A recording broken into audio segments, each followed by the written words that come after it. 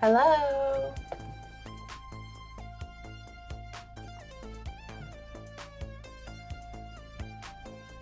Hello, hello. Hi, everyone.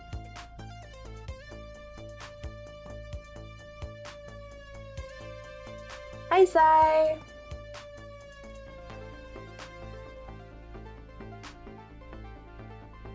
You hear me loud and clear? Oh, good. Let me know if it's too loud and I can turn it down.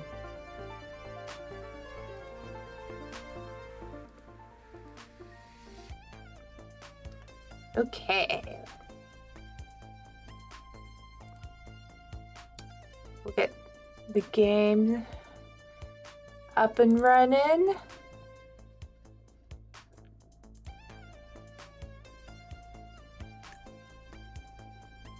Optimal level, perfect.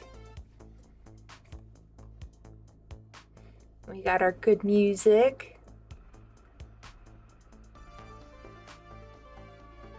Hi, Rosie.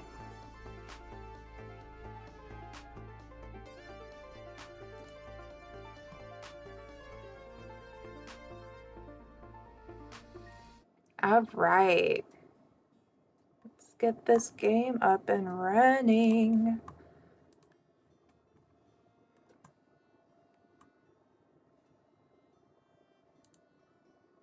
Oh, wrong one.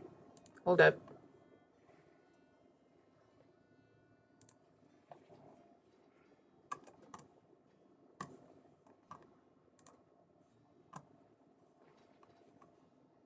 Here we go. All right.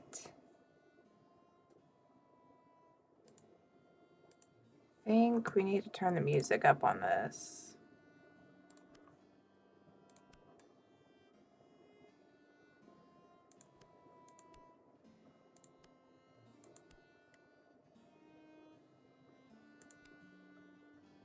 It is real quiet.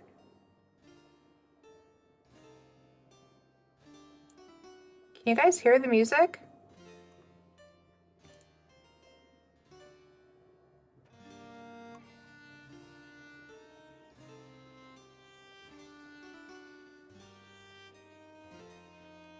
It's like all the way up. I don't know why it's so quiet. Yes, you can hear it? Okay. It's kind of soft. Yeah, I don't know why it's all the way up. And I have it all the way turned up on Streamlabs as well, so I'm not quite sure why it's so quiet. I wonder if it's because I had the music going? You can't hear it though? Okay, well, I'll leave it the way it is. Worst case scenario, I can close it out and see if maybe like having SoundCloud running was like messing with it. Regular, we can continue our game. For those who weren't here or don't remember, we are a quack doctor who has been healing people through the power of the stars. And it's been going super great for us. We have a girlfriend who also has a husband. We just don't talk about it. And what else?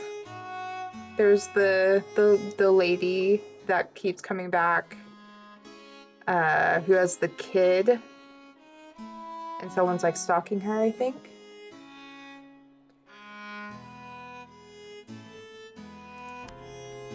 Oh, that's right. Last we left off was the gonorrhea.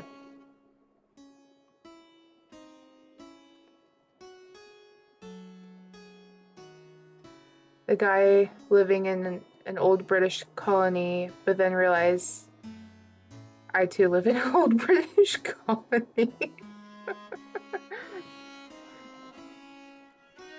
She found out that we're stalking her. I don't remember. I think so. Something like that. Oh no, that was the other chick? Alright. Well, let's see where we are. Watch your lover Avis, watch her night and day. If a woman has your heart, you cannot let her stray.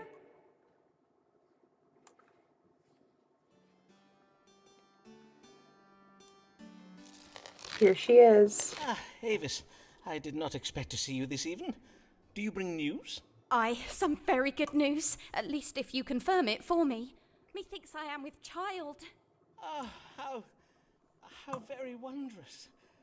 And, have you any idea of who might? Aye, verily, with child, but I dare not to. Forsooth, what if it be naught but false hope?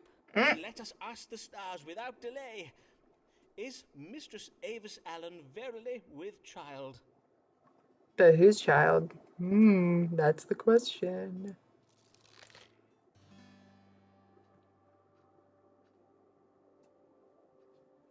You forgot about the choir, yeah. All right, let's see. We have Mistress Allen is with child, but it will die, for she will experience some sudden bad luck, a miscarriage. Oh my gosh, that's so sad. The father of Mistress Allen's unborn child is a strong young man that she is romantically involved with. Okay, so that's B. A. Oh my gosh, we have a lot for this one. Evil angels are confusing Mistress Allen within a few months, it will become clear that she is not with child. Mistress Allen is aging. This decreases her chances of being with child. Mistress Allen's family thinks she is lazy. Mistress Allen is untrustworthy and creative when it comes to her marital duties. I mean, she is cheating on her husband with us, so I should feel optimistic about the relationship between Avis and me.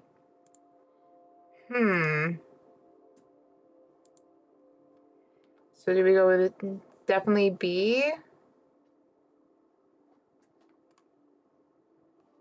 I feel like B is going to ruin our relationship more with her. Evil angel. We prefer to be called fallen angels. B. We're all going to go with B. Is that where Fen? Do you agree? Should we do B?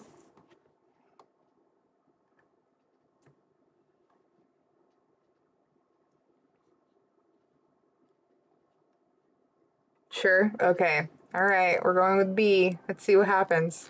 Madam, the stars confirm that you are indeed with child, and that the father is... Oh, joy!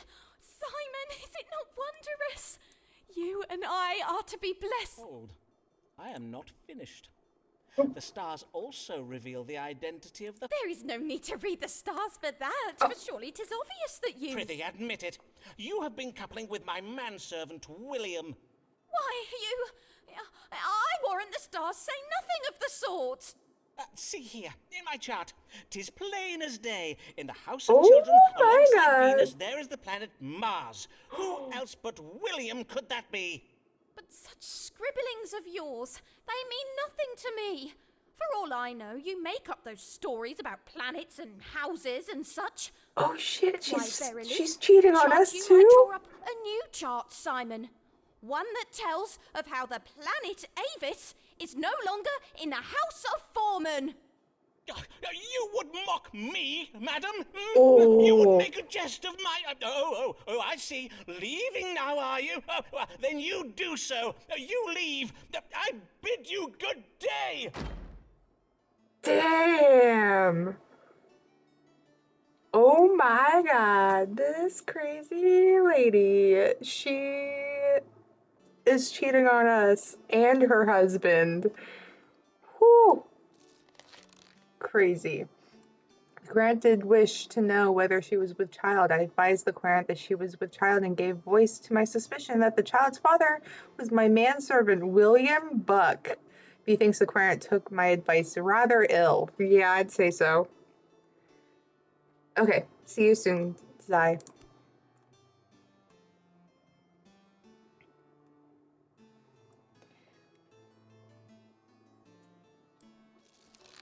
Rich but not satisfied, mayhap you have not tried this one weird trick for displaying your wealth. Buy herbs and confections to boost your complexion and pass idle hours tending to your health. Okay. Good even, sir. Who do I have the pleasure of welcoming to my chambers this day?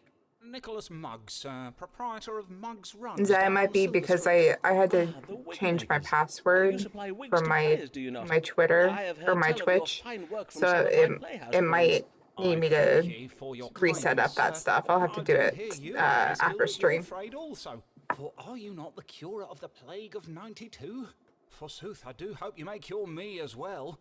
For though I do not think I have the plague, whatever I have is doubtless most grave, no matter what my wife thinks.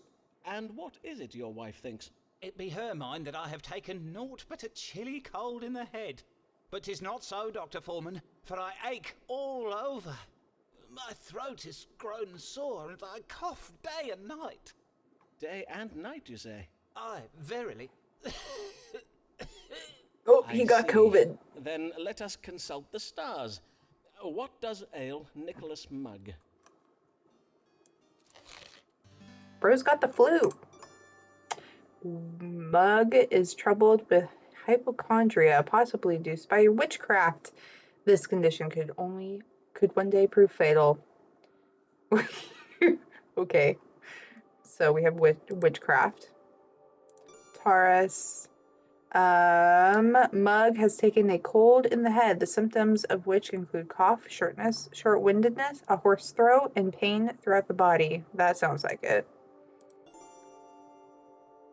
Just be the flu or cold. It could be. Mug is suffering from a cardiac passion characterized by short-windedness and grievous pain both in the heart and throughout the body. Bro has the cold. Imbalance of blood. We're gonna have to bleed him. I am pleased to say that your wife is correct, and you have little to worry over. You have what we doctors call frigidus ad hominem, or as it is more commonly known, a man cold. A man cold. Frigid. A man cold, you say? Aye, 'tis a cold in the head, suffered uniquely by those of the male sex. Oh yeah, And because although women it don't be a get colds. minor affliction, the suffering can be very great. A minor affliction, you say? That cannot be right. I bid you check the stars again, sir. For see how ill I am, and my throat grows so hoarse I can hardly speak. I think the trouble in your throat may be occasioned by overuse. Perhaps you might try discoursing less. Well, I think you ought to know that I will be seeking a second opinion. Uh-oh. As you will, sir. Good day. Oh, shoot. Maybe we were supposed to do maybe he is a hypochondriac.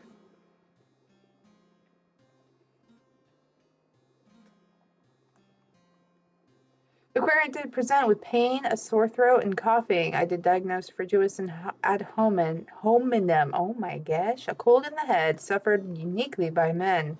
As it is, in truth, but a minor affliction, I did not prescribe any treatment. Methinks the querent took my advice a little ill.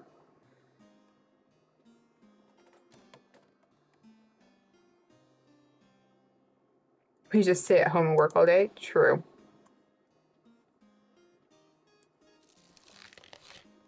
Robert Lord Dare rose a rising star, dashing and debonair, he will go far.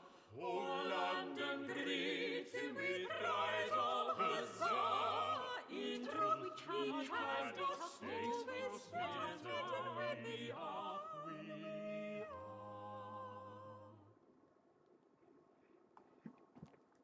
Right. Good day, my lord. How may I do you service? Would it pertain to some thrilling adventure upon which you may soon be embarking? Indeed it does. Sir Walter Raleigh and I did recently come Okay. across some intelligence concerning a fleet Sounds of good, Ben. Spanish ships that will soon be sailing home from the New World, bearing a goodly cargo of gold. Ooh. Raleigh and I plan to borrow the royal fleet, which we will use to intercept the ships and seize the treasure. Huzzah! But, borrow the Royal Navy, you say? Aye, only temporarily, of course. The Queen will hardly know her ships are gone. Indeed, when we return them to her bearing a handsome prize of Spanish gold, she will doubtless forgive our failure to file the correct paperwork and whatnot. Doubtless. And how may I assist your lordship in this glorious endeavour? Well, in order to intercept the Spanish fleet, we must know which route it is planning to take. One possibility is that it returns to Spain having retrieved the gold from the New World's southern continent. Rosie, can you get that? The other possibility, and this is the one Sir Walter thinks most likely, is that the gold has already been transported by conquistadors from the southern continent up to Havana, and the ships are to fetch it from there. Then let us see whether the stars can tell us upon which route the treasure ships may be intercepted Thank you. on their return to Spain from the New World. Will they be sailing from the southern continent or from the Spanish colony of Havana? All right, let's see. We have A and B. A. The crew of the Spanish ships happened upon the gold by conquering and killing its owners. Through the conquering of foreign peoples, the King of Spain is establishing a fine cultural legacy for future generations. Okay. And B. The Spanish sailors hide a shameful secret that relates to a lack of self-control. Devereaux should trust his friend Raleigh's instincts. Women factor into the Spaniards' travel plans. Huh. Definitely B.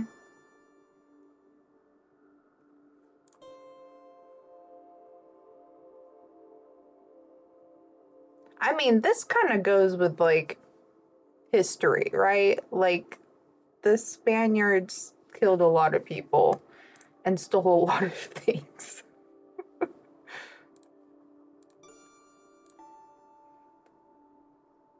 But this also could be the same thing.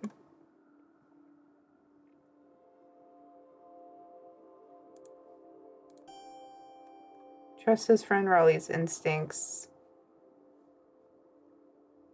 I do feel like this one specifically is a good one, like one we should relate to.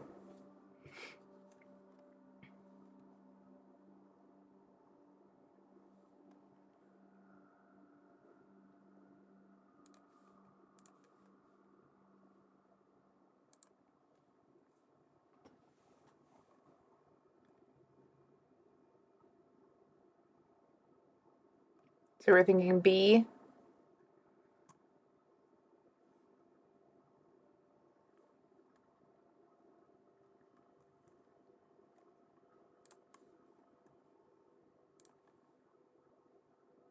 Yeah, okay. B it is. The stars are of the same mind as your friend Sir Walter Raleigh. Now, for regardless of where the Spaniards load their ships with gold, they will stop at the port of Havana. It seems the Spanish sailors will be unable to calm their carnal desires. Excellent, excellent. But where are we to intercept them? Pray, give me the precise day, latitude, and longitude. Trying to get all the good Certainly, results, that's my true. lord. But divining nautical coordinates is a somewhat lengthy and complex process. If your lordship would kindly return in an hour or so. Quickly, sir! I have not the Hello time there. to bide here all day. Well then, let me see now. Hello. Taking into account the position of Jupiter, divide by 3, carry the 1. Yes. The Spanish treasure ships may be intercepted upon the 15th day of October at a latitude of 9 and 40 degrees It north is the and 5 and 20 twin. degrees west. Or thereabouts. I'm a big fan That of you said, however, myself. I cannot promise you that... Excellent. Raleigh and I shall sail to this very spot. Huzzah! Huzzah! Godspeed, my lord. Oh Okay, dear. this is a really bad idea, but I'm already here, so here we fucking go. Extra noses pounces on you, ooh, you're so warm. Couldn't help but notice your balls from across the floor. Noses your Nicky Wicky till day Matilda, hee hee. Unzips your baggiest pants, oh baby, you so musky. Take me home, pet me, and make me yours, and don't forget to stuff me. See me wag my widow baby tail for your bulgy kisses and lickies your neck. I hope daddy likey suzzles and wuzzles your chest. I be getting thirsty. Hey, I got a little itch. You think you can help me? Only 7 inches long. Ooh, please adopt me. On your butt as I lick my lips. Ooh, punish me, please. Gotta hit him with this Bye, weird Mel. shit. You don't see it coming. Oh my gosh. Okay. The querent did wish to know where he and Sir Walter Raleigh might intercept some Spanish treasure ships. I did tell the querent that the Spanish ships will be fetching the gold from Havana. I furnished him coordinates of a location where he and Raleigh might intercept them. May God be with our English fleet. Oh, excuse me. Oh my goodness. For I had not the time to verify the soundness of my calculations. That makes me worried.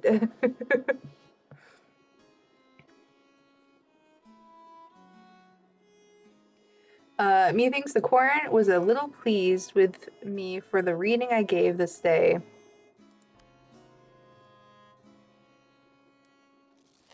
Though she never went to school, and she's kind and never cruel, do not take Alice for a fool.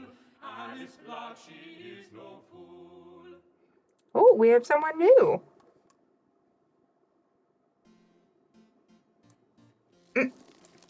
Good even to you, madam. How might I... Hi. Pray go tell your master, Mr. Foreman, that Mistress Alice Blarg is come to see him. Ah, Mistress Plug. It is I, Dr. Simon Foreman, at your service. And what an honour it is to welcome the wife of the Dean of Rochester to my humble practice. To whom do I owe my thanks for having recommended you to my care? Well, I will not lie. You owe your thanks to nobody. For folk do tell me that you are not a real doctor, but a quack How who does dare conjure she. demons and dabbles most This unlawfully in the dark bitch. arts. Oh my I do gosh. assure you, madam, that whatever you may have heard, I am Yea, a... yea, do not quibble, sir. If I did seek the counsel of a doctor she was who supposed to has be one of those nice. fancy medical degrees, of the kind of high-bred know-it-all who does see fit to judge a woman and vex her most cruelly, I would have gone elsewhere. But truth be Oh told, my I have gosh. need of such a man as you. She's for so rude. I have been bewitched by a witch. Oh, I I wonder see. why. Yea, a loathsome spell has been Welcome cast back, upon Di. me. It does cause me to awaken in the morning with a most terrible pain in my head. A pain so wretched it does have me chundering into my chamber pot. Pain in the head and involuntary purging. And what leads you to believe your suffering is occasioned by witchcraft? Well, the timing is I know, most right? unnatural. Seriously, My Di. troubles do occur every Saturday morning without fail. I suspect the doings of our new neighbour, the widow MacDoon. As well as being Scottish, she does possess several cats. Several cats, you say? One or two of which I Oh, may have she picked. did Now not. she has seen fit to take revenge upon me with her dark, Ooh. foreign magic. Oh, I hate Indeed. her. Scotland is well known for the powerful black witchcraft practiced by its womenfolk. But as compelling as this evidence may be, my practice does draw upon the latest scientifical arts. To diagnose your condition, I must first perform a rigorous astronomical analysis. So, let us see now, what do the stars say is the cause of your Saturday morning suffering? Her bitchiness. That's what it is. Alice's symptoms are caused by noxious food or drink. Addiction. Interesting. Alice is experiencing early symptoms of being with child. The presence of the moon suggests that the symptoms are acute. Interesting. Alice is bewitched. The illness will get worse before it gets better. This suggests a mild enchantment cast by a witch.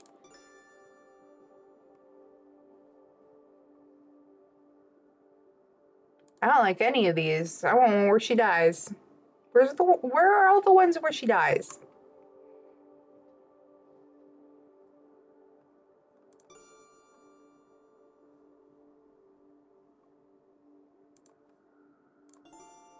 I mean, we could just say that she's bewitched. Definitely see. Yeah.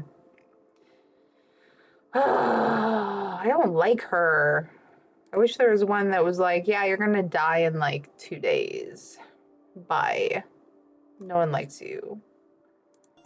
Guess we'll go with Taurus. Or is this... No, this isn't Taurus. Aries. D. Alice is a thought and should go elsewhere. Exactly. Your feminine instincts serve you well, Mistress Bligh. Witchcraft is indeed the cause of your suffering, but happily it is but a weak enchantment. A moment, madam, while I consult my medical reference. Let me see now. Warts, wasting of the hands, water on the brain, witchcraft. Aye, lifting the spell will be quite simple. First, you must wait for the witch to enter her house. Then you must climb up onto the roof and pull out a handful of thatched straw from above the door. And then take the aforementioned straw home with you and burn it. Huh. So Mistress McDoon verily is a witch. Well, upon my honour, I did know it. That spiteful, ginger-wicked she-devil. Oh The my next time I God. do see that woman's cats in my garden, I will kick those mangy beasts from here to the very moon. I hate her. Okay, have a good nap, Mill. I hate this lady. She is horrible. Clarence did present with headache and involuntary outward purging. We used to kill another innocent woman. I think we might have. She needs death. I know! There wasn't a death option. I did inform the client that she had been bewitched and furnished her with the instructions on how to lift the enchantment. Methinks the client was a little pleased with me for the reading I gave for this day. Beware conspirations, plots and machinations, the schemes of big physic to sell you their wares. Their cures do us violence, but they call it science. They mock our beliefs and belittle our fears. Ah, well met, Mr. Mugg. How fare you since our first consultation? It seems as you were right. Oh. Though I was, in sooth, much troubled with the vile disease of, what did you say it was? Fudgipus and Honeyman, I did not die. Frigidus ad hominem. I am most glad to hear it, sir. Indeed, you do look well. Well, mayhap I look well now, but 'twill not be for long. I have been poisoned. Oh dear. By the saints! Who is the author of this foul deed? My friend George Sprottle, the bookbinder. I did dine with him not 2 hours ago. Ah, I see. A bout of evil digestion. Pray tell, was there turned meat or some such at table? Nay, not meat. 'Twas a pie full of cherries. I had a bite of it afore I knew what I was eating. Cherries, you say? Aye, cherries. And this after I took particular care to give Mistress Sprottle a list of foods I must not eat. I added cherries to the list when I did hear that the Countess of Devonshire has declared against their noxious qualities. What? The Countess of Devonshire, you say? Noxious qualities, indeed. And now your symptoms, Mr. Mugg. Had you any reaction after eating these cherries? My reaction? Well, I reacted as any man would. I spat them out. And know you what Mr. Sprottle did then, Dr. Foreman? Nay, but pray tell. Did We're so done with him. He even called me a dinner-ralphing fusspot. Fie, I may soon be in the grave, thanks to George. Will he still be laughing then? Well, let us not speculate, shall we, Mr. Mugg? Now, let us see what the stars may tell us. What ails Nicholas Mugg? Literally nothing. He's fine. Mug is suffering from cherry poisoning. No, he's not. Mug is splenetic, occasioned by rancorous behavior. Splenetic? What the crap is splenetic?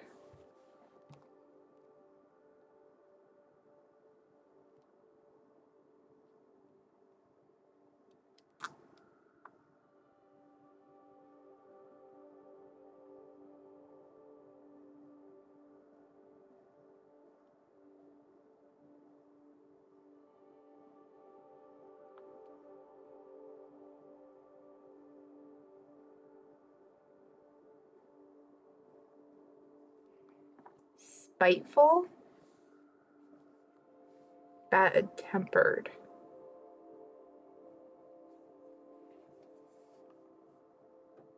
I feel like that's gonna piss him off.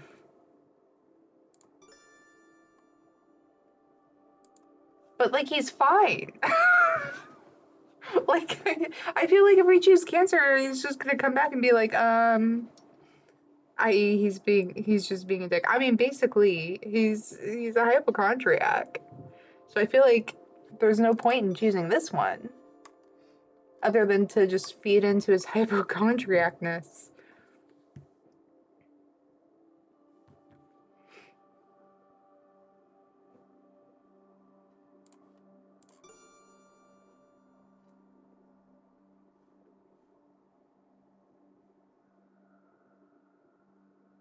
Welcome back, Ben. I feel like this is, like, the correct one. Because this one's just gonna, like, make him upset.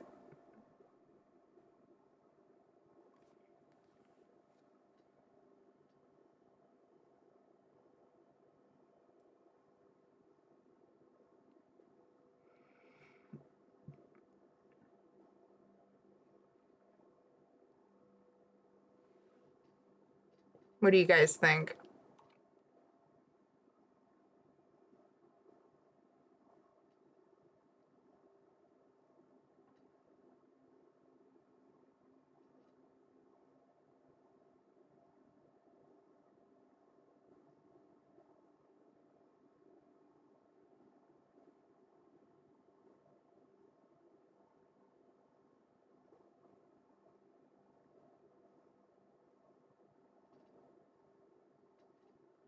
B for sure.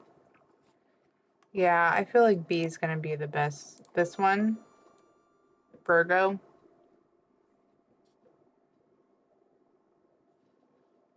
If everyone says B, then B.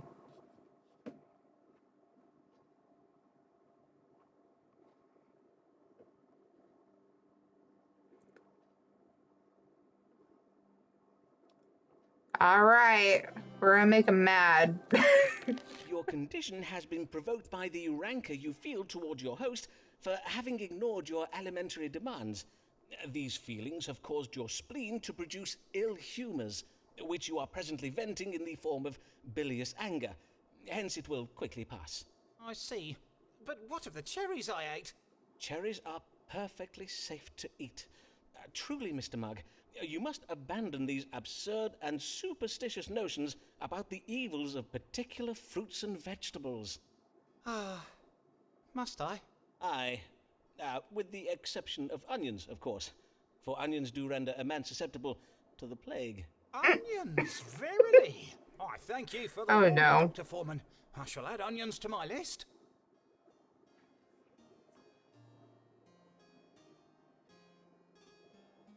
All right, well, now he's never gonna eat onions again.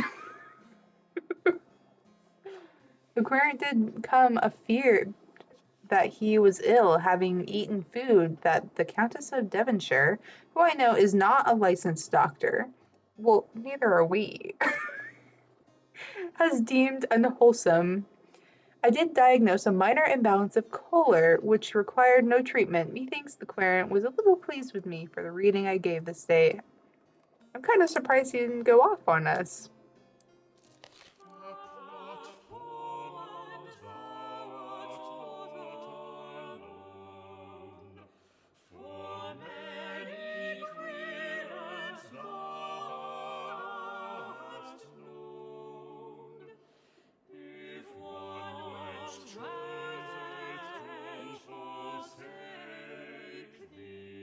Not going to be able to eat with asking a professional.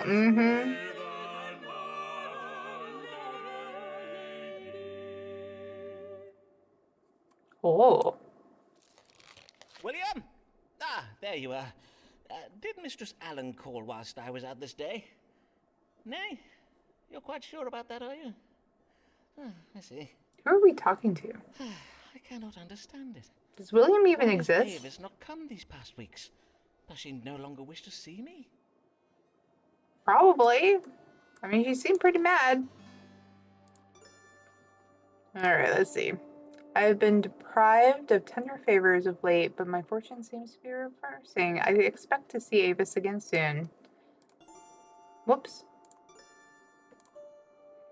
Mistress Allen's reluctance to see me is but the legacy of my unpleasant manner towards her in the past, provoked by my suspicious fancies. I mean, yeah. We've gone mad, probably. It is only self-constraint and a sense of duty towards her husband that keeps Avis from calling on me.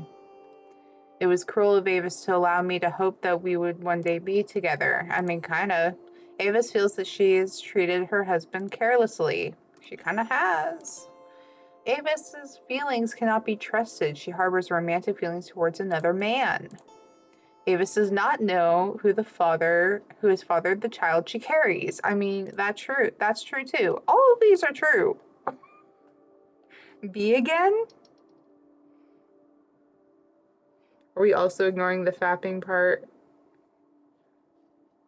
the choir mentioned? Yes, we're ignoring it. Shh.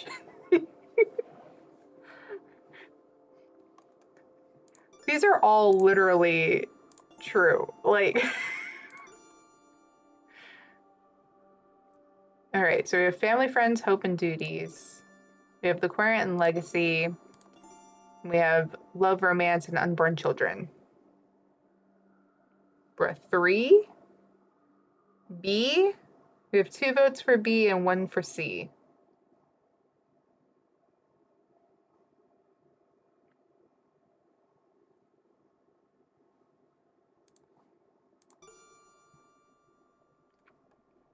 B sounds more correct.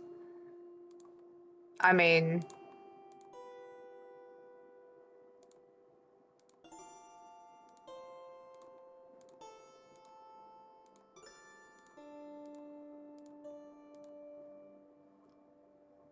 I wonder if the sounds have anything to do with it.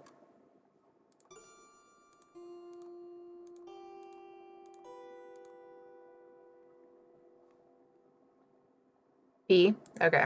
We'll go with B. I see. 'Tis not that she no longer loves me, 'tis that she is trying to be faithful to her husband. Wagging tongues of affrighted Avis, or else made her feel too ashamed to see me. Sorry. Doubtless she will return to me by and by when she's ready. But for now, methinks I might pursue other romantic possibilities that have lately arisen. All right. Let's get over her. I wish to know why Avis Allen no longer comes to see me. I learned that Avis stays away from me in order to stay true to her marriage vows. Sir, I must inform you that your judgment that my neighbor Molly McCoon is a witch was very wrong. Uh-oh. You instructed me to retrieve a handful of straw from her roof and burn it to lift the spell she had cast upon me, but as I was doing so, I happened to disturb a cat that had been sleeping there. The fright this occasioned me, and said cat caused us both to cry out and fall out to the ground, bringing Mistress McDoon out of her house, demanding explanation. Thereupon I did confess I thought her a witch. At first she was full vexed, but when I told her of my Saturday morning sufferings, she took to laughing most riotously. She did then call me a dozy wee lass, and fetched me a bottle of a special tonic the Scots take in the mornings after having much caroused on brown liquor. And having now relied upon this tonic for some weeks past, I can attest that it was not you, but Molly McDoon, who did cure me of my illness. I bid you think on that, Mr. Foreman. Your querent was your querent's letter of recommendation, Alice Blake. Oh, your querent, Alice Blake, and it just is covered. Okay.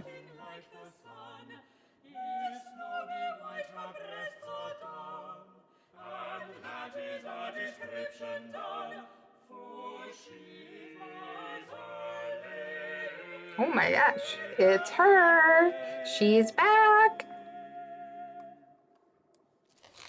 Good day, Mistress Lanier. Much time has passed since I last saw you. How do you fare? In truth, not well, Dr. Foreman, not well at all. Then I am full sorry for it, madam. Pray, tell me what manner of ill has befallen you? I have been publicly humiliated. Mr. S has been circulating a collection of insulting sonnets about an unnamed dark lady, and all of London thinks this dark lady is me. Well, your complexion is rather, that is to I say... am described as having foul breath and black wires for hair. Though methinks the very worst line is the one that tells of a gross body rising at the utterance of my name. And I cannot abide illusions, Dr. Foreman. If Mr. S wishes to reference bodily levitation and other such cheap stage magic, he would do well to leave my name out of it. My interest is in the dramatic arts, not fairground attractions. I am not sure that is quite his meaning. Dr. Foreman, you know of Mr. William Shakespeare, then? Do not tell me you have read the sonnets. Well, I own that I have. But as you did remark, madam, all of London has read them. Why am I undone? My professional reputation is now utterly spoiled, for now the whole world will look upon me as naught but Mr. Shakespeare's fancy wench. No longer will they judge me on my own merits. Let us hope it is not as grave as that, madam. Have you discoursed upon the matter with him? Nay, I dare not confront him about it. For we are almost at an end with our work on a play, and I dare not risk it not being staged. Then let us see what the stars advise. What may Mistress Lanier do to restore her professional reputation?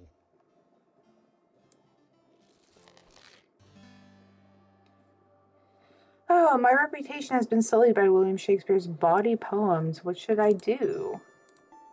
Mistress Lanier harbors secret thoughts of adultery, which relate somehow to her intellect and her feelings of dissatisfaction.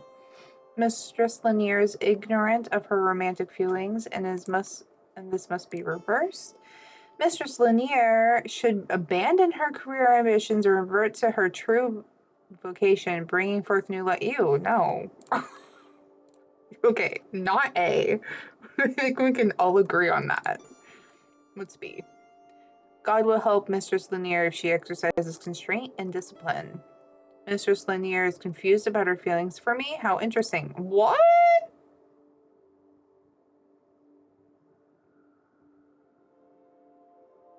Oh, okay. What's C? The relationship between Mr. Shakespeare and Mistress Lanier is not an equal one. Shakespeare's arrogance will overshadow Amelia's contribution to the play they are writing. Mistress Lanier must find a way to dissociate her name from these sonnets, for if she does not, her literary legacy will be betrayed by association with him. I feel like C. Definitely C. By process of elimination, C. Yeah, seriously. Like, you are right to be A concerned was about the damage to ew. your reputation, Mistress Lanier, for there is a danger that your partnership with Mr. Shakespeare and his depiction of you in his sonnets will forever overshadow your own literary achievements. God's womb. But what can I do to forestall such an injustice? I suggest you spread a rumour of your own. Wait, what? Lady. For instance, there is a brothel owner in Clerkenwell they call Black Luce. If you were to put it about that she is the subject of Shakespeare's sonnets, 'twould do her reputation no harm. Indeed, the effect will be quite the reverse. I mean, for doubtless there be many a man at present who would pay handsomely for a tumble with Shakespeare's dark lady. Indeed. I do feel 'tis most important to advance the interests of my fellow women, especially those seeking to make their way in business. I mean, Do that you works. see that, Dr. Foreman? 'Tis your mute Italian querent, Signor Ferraro. He is staring at us through the window. Is he? Ah, then doubtless he has come for another consultation. Ferraro Rocher back? The querent did fear her reputation had been defiled by poems of a bawdy nature. written by Mr. Shakespeare and currently being circulated around London. I did advise the querent to spread a competing rumor that the dark lady of Mr. Shakespeare's sonnets was a lady by the name of Black Luce, the brothel keeper in Clerkenwell. Methinks the querent was pleased with me for the reading I gave this day. You have received a letter of recommendation. Woo! Let's go.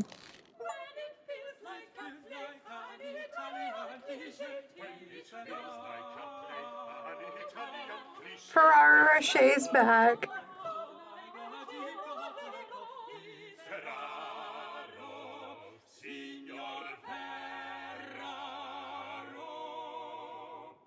Beautiful. Thank you, choir. Good day, senor, and well met. Tis I, Riccardo Ferraro, come once again to see the great Dottore Simon Foreman. Indeed, I did recognize you, senor. How may I assist you this day? I am ill. I tell you my problems. First the problem. I do make a chandar in the morning. Next the problems. My belly does swell and my chest tis a most tender to the touch. And now, for the very most terrible of problems. I have the big fears. One moment I do weep, and the next I do curse and gnash my teeth. So, Dottore, you tell what ails me, huh? You wanna make a water into this cup? Un momento, I make the water. Nay, not in my... prithee, hold. If you please, senor. As with our previous consultations, I shall be judging your illness by reading the stars. So, you need not of my... Nay, senor, I have no need of it. Whilst 'tis true that most physicians do spy and sniff their patients' urine, I find this method of piss-pot diagnosis most imprecise. Ew, Indeed, the practice is quite primitive. 'Tis my belief that if medicine is to advance in this modern age, we must all adopt a more scientifical method. I am quite sure history will bear me out on this question. This scientific method. This reading my diagnosis in the stars? Precisely so. Speaking thereof, perchance we may consult the stars now. What illness troubles Signor Riccardo Ferraro? I don't know. Could be literally any of these. Signor Ferraro Rocher is troubled with apoplexy, a condition of the brain provoked by a sudden fit. It affects sensory perception and causes swollen neck veins, memory loss, and gnashing of the teeth. Okay. Signor Ferraro suffers from mattering in the breast, which is a gathering of corrupt matter in the chest area, occasioning pain in the breast. Okay. Signor Ferraro is with child.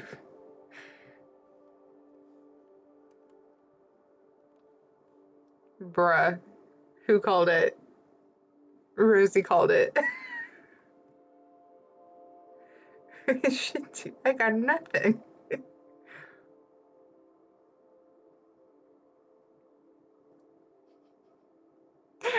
Rosie, you totally called it. Well, it's not. I mean, I guess it could be this one. It's C. There's no way.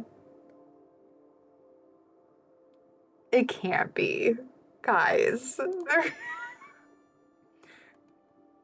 What's A again? A is apoplexy. A condition of the brain provoked by a sudden fit. It affects sensory perception and causes swollen neck veins, memory loss, and gnashing of the teeth. He did have gnashing of the teeth, but he didn't have any of these other things. He didn't mention those.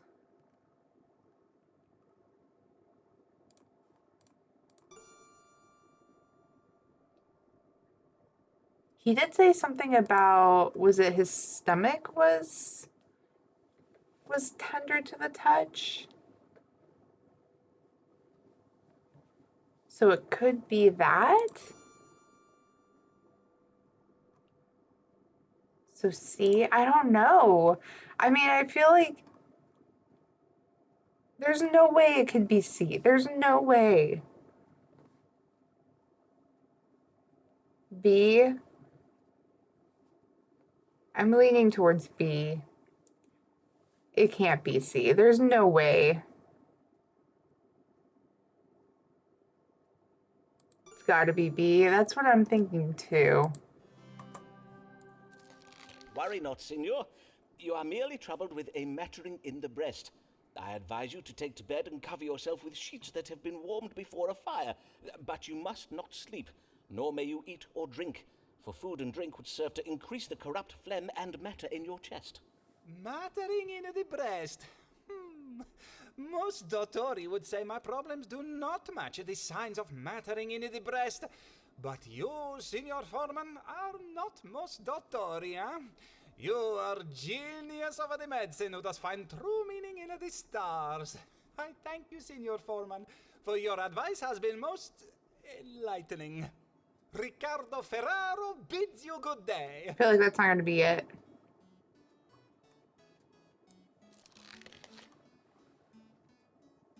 He did not like it. Refrain from eating, sleeping, and drinking. Oh, that was bad.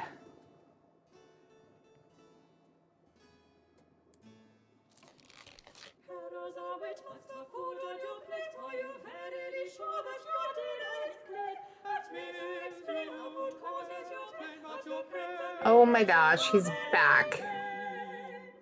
If he's pregnant, I will be so mad. I know, me too. Good day, Mr. Mugg. Pray tell, did the matter with the, cherries resolve itself in the end? Aye, indeed. I did tell my friend, Mr. Sprottle, what you said about how my shouting at him was owing to an upset of bile in my spleen. I also did speak to him on the evils of onions. I think he was most interested. And what may I assist you with this day, Mr. Mugg? I have the spotted fever. I must Oh, begin dear. treatment now, or else I will... Hold, sir. The spotted fever is exceeding rare. Why would you think you have such a disease? Well, sir, not only am I covered all over in red spots, I have lately taken to chundering, such as are the very symptoms listed in the medical book I did read. Oh I am no. already taking the treatment Mr. Cogan prescribes, but now I require... You mean to say you have read Thomas Cogan's Haven of Health? Why, that is a most technical book, writ for doctors and medical students. How did you come to be reading it? My friend George great, Sprottle man. did bind a printing of it in his shop. He 6 kindly feet. let me spy some pages afore 'twas sent up to Cambridge. Oh, but Dr. Foreman, I forget myself. You have no medical degree, so you doubtless have not read it. Mayhap if I ask George nicely... Sir, let us consult the stars and see if they may tell us what ails you. This dude's crazy. Ugh. Treat me for the spotted fever. Mugg suffers from hypochondria induced by the appearance of benign pimples on the privy member. Mugg is troubled with evil digestion. Indicates a mild imbalance of yellow bile. Mugg has the spotted fever. Chronic but intermittent. Oh, this dude is definitely a hypochondriac. He's gonna be so mad. The spots on your privy member suggest a mild venereal disease. Such pustules can appear so foul in appearance as to induce involuntary upward purging, as is the case here. It's also indicated that you suffer from Dr. Foreman, did you not hear me? I said nothing of spots being on my yardle. On my word, I know not why folk even bother with doctors. Not now we have books to consult. One thing more, if you please, Dr. Foreman, for I feel I must give ye warning. A great storm is coming. I feel it in my bones, and my bones do always speak true. Oh dear. You would do well to bide indoors at the first sign of wind and rain. God keep you well, Dr. Foreman. Dude's freaking making me angry. took the advice rather ill. We are not doing very well today. Almighty God, guide servant Thomas Black, reach forth thy gracious hand, He really is crazy. and slap sense into him. Okay. Good morrow, Dean Blagg. How fare you this day? Well, Dr. Foreman, I must own that I do not fare well. For my recent investments have left me in a rather vexing financial position. Verily, that is ill to hear. Aye, Sir Walter Raleigh's quest for El Dorado failed most woefully, just as you predicted. His ships did return loaded with naught but a few sacks of worthless root vegetables. I cannot fathom it. We are Englishmen. We do not eat vegetables. Aye, a disappointing outcome indeed. Oh, but that is all by the by. For you will be pleased to know that I put my remaining fortune into Yeah, a new Alice Blake and venture Mr. so Mugg are assured of the success worst. that I will make all my money back and more. Assured, you say? How very reassuring. I have invested in an expedition to intercept a fleet of Spanish ships Oh, no. carrying gold back from the New World. Oh, no. For this expedition, Sir Walter Raleigh will be joined by that famous military genius, Robert Devereux, the Earl of Essex. So success is virtually guaranteed. There is but one small worry, however. Ah, only one? Aye. 'Tis that Raleigh and Essex set sail full 2 months past, but there is yet no tidings of them. Such silence is a trifle vexing. Have they yet captured the Spanish treasure ships? Surely no ill has befallen them. A most vexing mystery indeed. Let us see whether the stars can tell us what has become of this expedition. All right, let's see. Will my investment in an expedition to capture Spanish treasure ships pay off? Blake is a lazy fantasist who indulges in an excess of creative thinking. Angels will vest their blessings upon Blake, but he must be patient. The moon shines its benevolent light upon the Blake family fortune. God has granted Blake good intuition. The violent battle is being waged in a foreign clime. The expedition has been endangered by secret information from an untrustworthy authority. Untrustworthy? How dare the stars throw shade upon my honor thus? My skill in reading navigational coordinates in the stars is unimpeachable.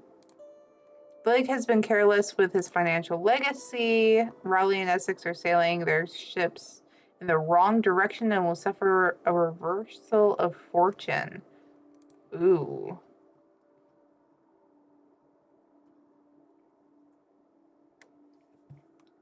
I wonder if this would have been different if we chose the other option for Devereaux.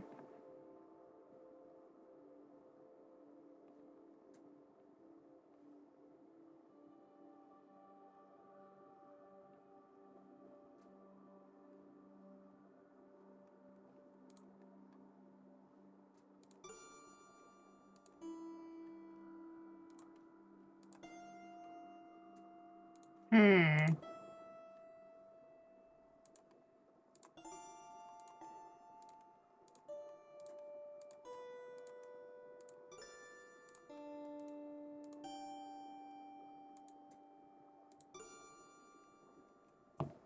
What are you thinking?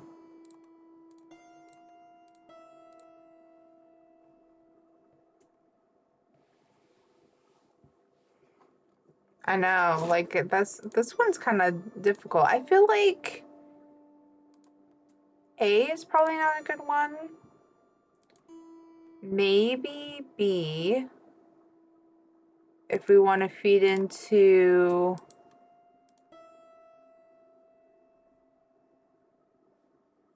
I mean, it's the Spaniards, so probably And then we have C, which mentions our reading. Everyone just has issues. So true.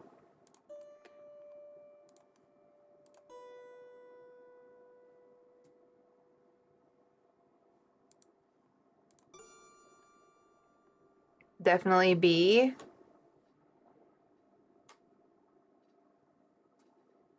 Wasn't born in the 16th century. I'd go absolutely mental. Mm-hmm.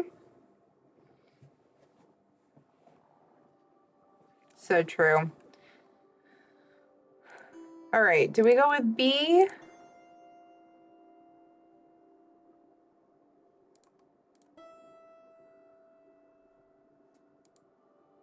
Go with B? Okay. B it is.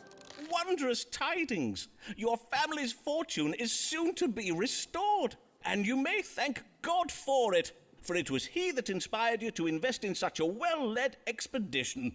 Raleigh and Essex have come upon the Spanish treasure fleet, and a violent battle off the coast of Spain is being waged this very hour. Verily, blessed day! O Heavenly Father, I give thanks unto thee for both thy mercy and thy business savvy. Oh boy.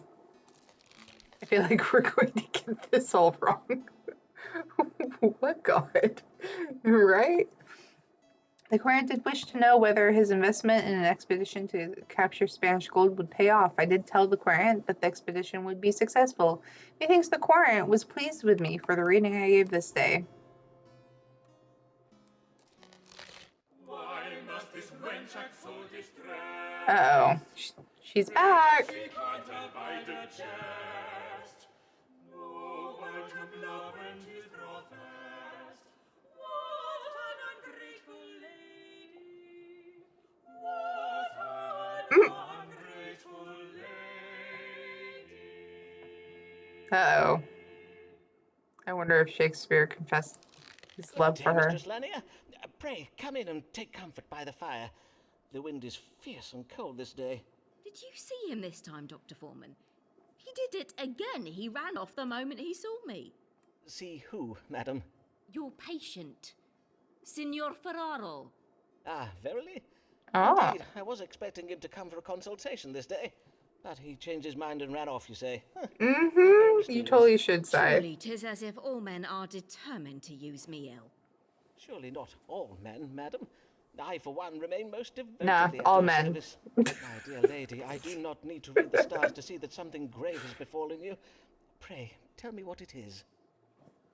Yesterday I did meet with Mr. Shakespeare to discuss Oh, upon our boy. new play, which is to open this week at the theatre in Shoreditch. But though I was determined not to confront him about the sonnets he wrote about me, 'twas difficult to hide the heaviness I did feel in his company. I can well imagine, madam.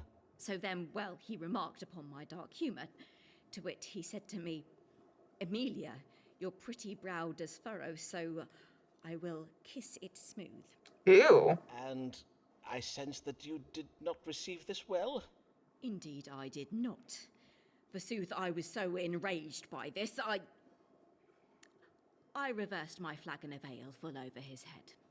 Ah. Whereon he rose from his stool, declaring I was the most ungrateful and unworthy wench in all of Christendom, and then he flew out of the tavern like a bat from out the gates of hell. A most vivid image, and no doubt most apt.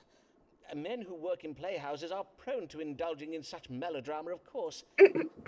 Why so many ladies care for such men in preference of those employed in solid, stable professions, I shall never understand. And if only that were all.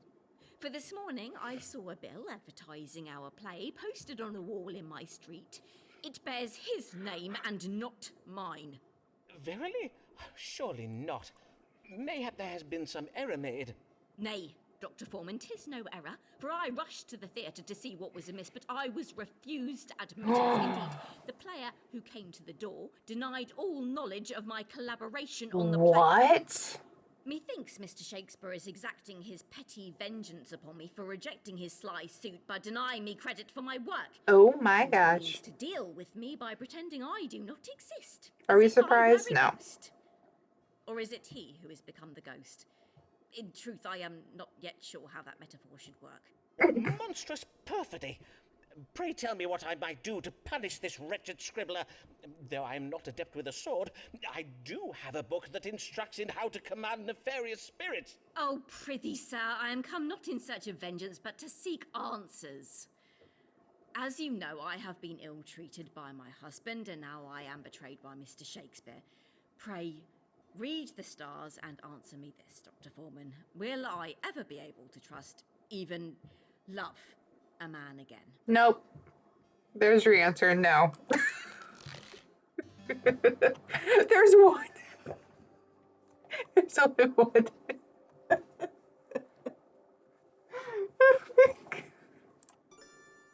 Oh my gosh. Okay. Okay. All right. Oh. Amelia secretly wishes to commit adultery with a man of high intelligence. Amelia's friends have been unworthy of her confidence. Amelia should give in to her true feelings. God rewards men who invest time in their friendships with comely women.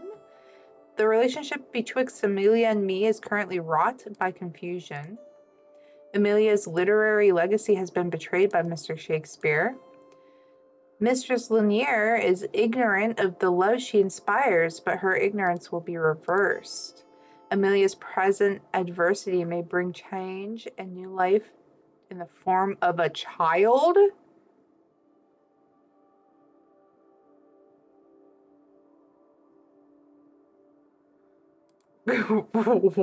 What? Not A. Wait, who's kid? Because this was like our relationship?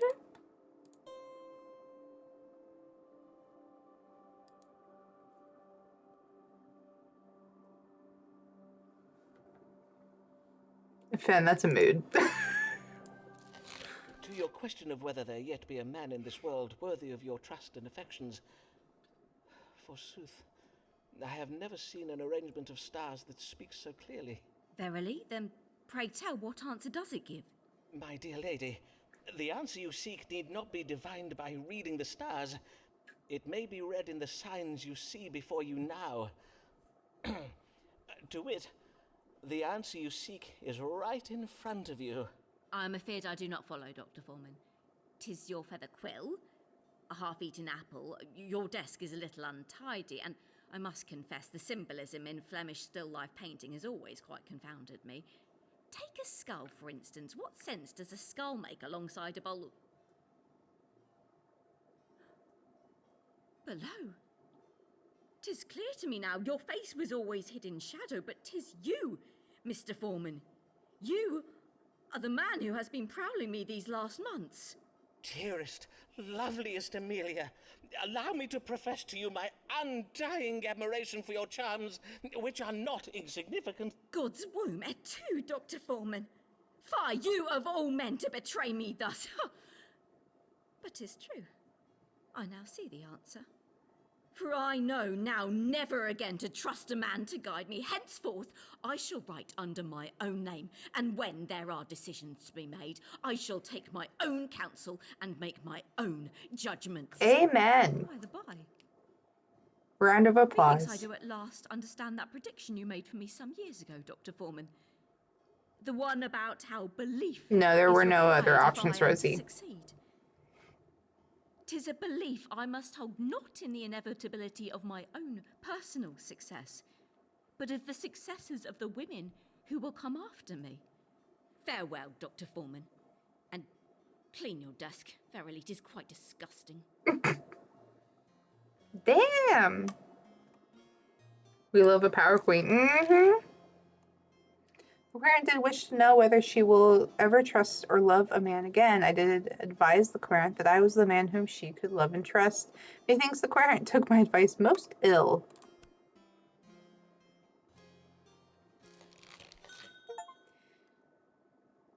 Sir, I must beseech you not to encourage my husband Nicholas in his fanciful notions. I bid you consider the trouble you are causing our family by emboldening his delusions. Your querent's long-suffering wife, Sarah Mugg, we didn't! We literally called him a hypochondriac last time. Why is she saying that we're... What? She's just as bad. Much does depend, much on his choice for the spouse. He must be well, to consecrate wealth, no matter the cost to love and to health. All right, so he's a white straight man. Good day to you, young sir, and well met. You are Lancelot Moore of Middlesex, are you not? What an honour it is to welcome a son of the great house of Moore to my humble consulting chambers. 'Tis indeed I, Lancelot Moore. I will own it. But hear this. Oh my God. My family is ignorant of my designs in coming here, and I wish them to remain so. Which is why I come to you, Mr. Foreman. For methinks you are not such a man who would ever find himself in the company of a family such as ours. Ah, well, you may count upon my discretion, Mr. Moore. And what is the matter that brings you this day? 'Tis that my family wish me to marry my wretched cousin Barbara. And I take it Not you would not Barbara. wish to Nay, I verily would not. Cousin Barbara is a vile little minx. She loves nothing more than to sport with me and play cruel japes. Last Christmas, she even hid a dead mouse in my mince pie. The lady does seem most spirited. The lady? Oh, pish. Cousin Barbara is hardly a lady, for she is not 14 years of age. It is most unnatural to ask a grown man to wed a child. Ew. Indeed it is. 'Tis my belief that in these enlightened times we should consider... Verily, Barbara be damned. My heart belongs to a true woman, not a freckled, scrawny slip of a girl. A full-blossomed woman. Ew. Don't say full blossom. My other cousin. I see. Ah, Marion. So beguiling are her shapely charms. Ew. Oh, to lie, if not to die, in Marion's arms. So soft her lips, so sweet her face. Oh, how I yearn for her embrace. In me she hath such passion stirred, a fever... Did we fall asleep? Oh. Nay, I pray for death, and would Got a be martyred blackout if from screen? her I'd be thus parted. Did we kick him out? So you see, you must help me forestall this wretched marriage so that I might wed my sweet cousin Marion. Mr. Foreman? Mr. Foreman? We fell asleep. Yes, indeed. Let us see what the stars advise. How might Mr. Moore avoid this marriage to his cousin Barbara?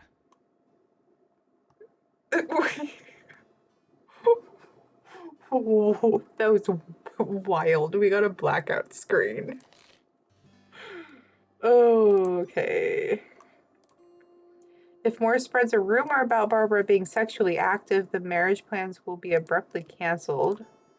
This house suggests Barbara is with child. She may not be as chaste as she seems. An appeal to Moore's vanity may induce him to travel abroad.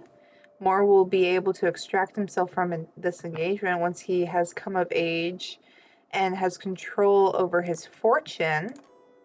Moore should betray his family by serving his country. He should go to war. I like this one. Barbara is secretly unhappy about the marriage. God's aid will come via cousin Barbara, who is both intelligent and rebellious. What does Moore's intuition tell him about this marriage? Therein lies the key to unraveling his engagement. Ooh, that one would work too. That was the best reaction ever. B. I do like B. I feel like C would work well too. I mean, Barbara's obviously not happy about their marriage.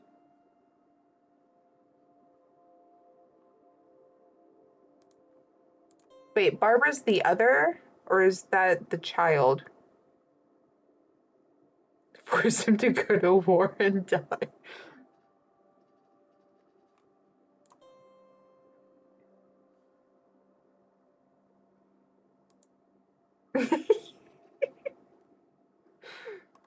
I mean, that's fair. Barbara is the child?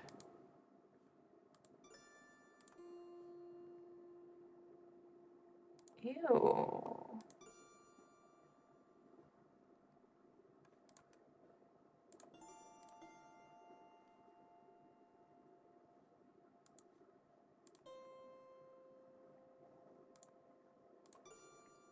Yeah, I feel like we should send him to war.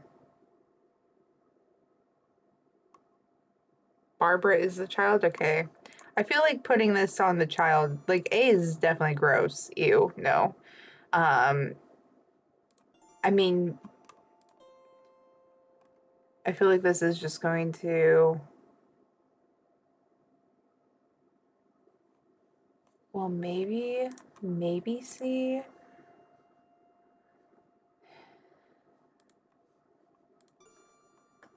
I'm real tempted to do B though, because war with him. I know. I really want to send him to war.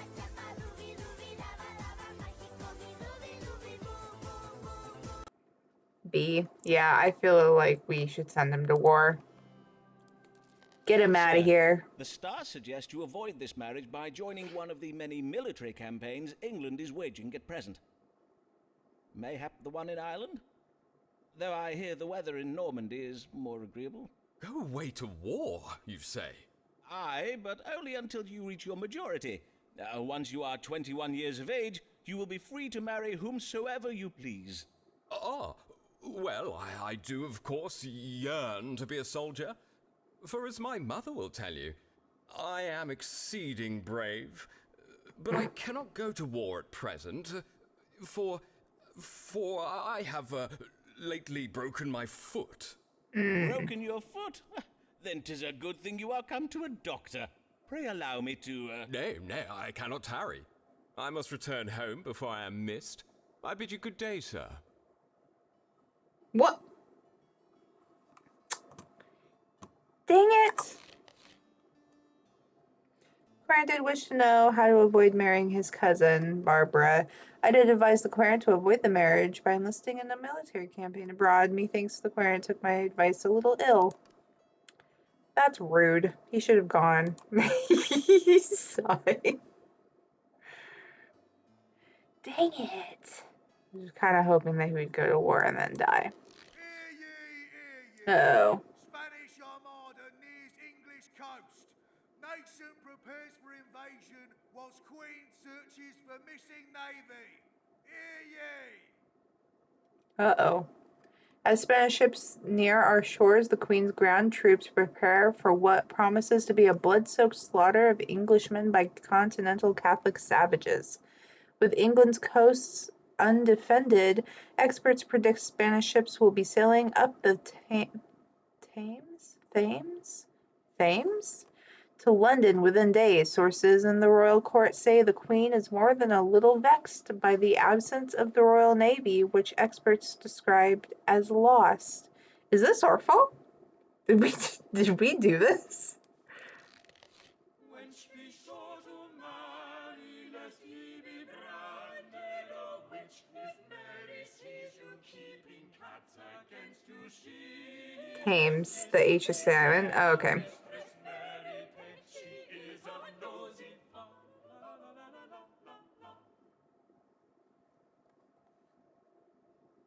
Not this girl again.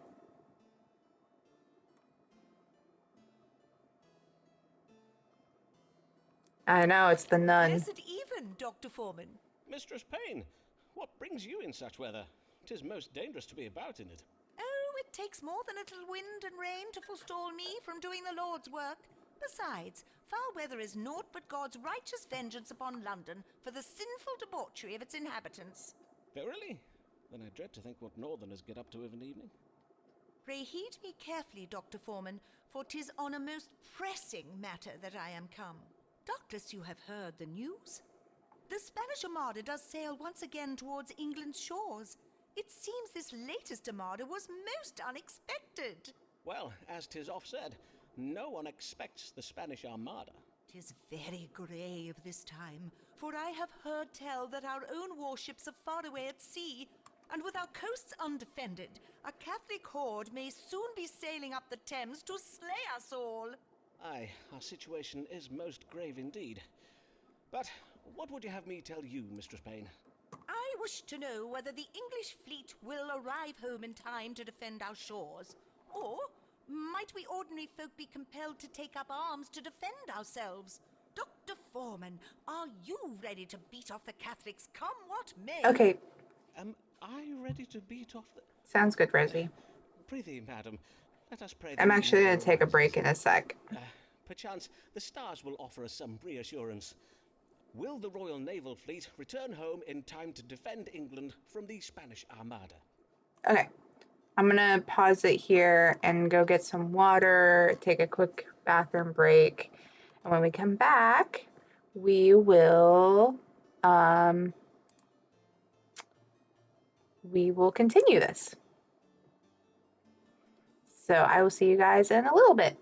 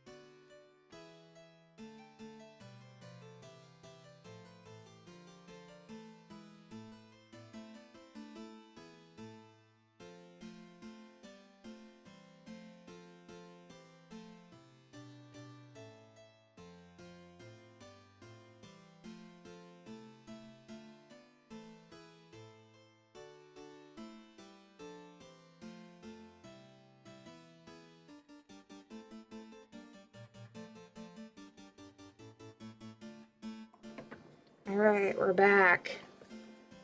Hi, everyone. We are back in it.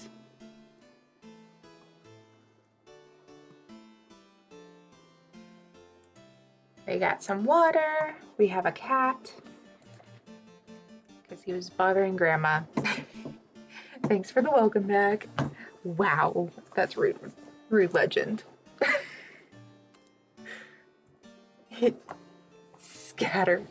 Y'all are rude. Okay. I don't remember what she wanted. Oh, that's right. The Spanish Armada was coming. Will the Royal Navy return in time to defend England's coast? Oh, the Royal Navy is absent due to a reckless and misguided pursuit of gold. Ambitions will be thwarted by confusion. Unpleasantness will result in a cunning plan to steal goods. Bye. Mistress Payne must rouse her neighbors to take up arms. The authorities cannot be trusted to uphold their duty to defend ordinary Englanders. Catholic evil angels will have their plans thwarted by a deadly, unpredictable event. The Spanish fleet will be delayed due to the idleness of their sailors.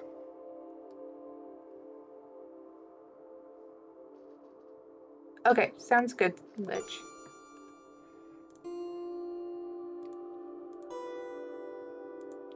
Wait, so is this all our fault? I think this might all be our fault.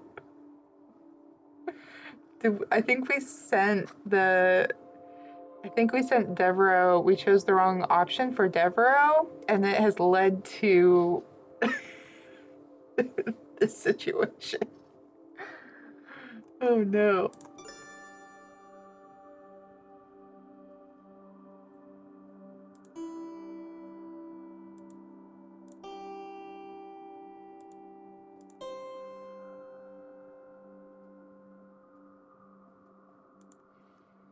I feel like A is gonna be the right option. Although B might be good too, because like she can tell people to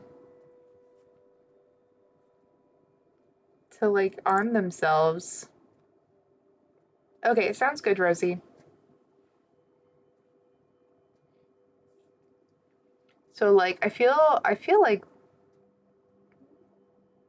B might be a good option.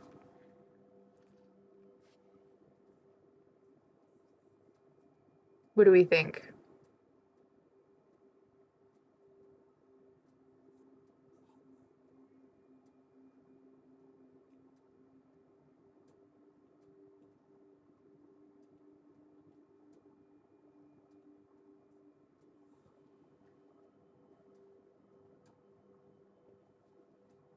Oh, hold up. The cat's... One sec. Joey! No! No, no, no. Don't chew on that.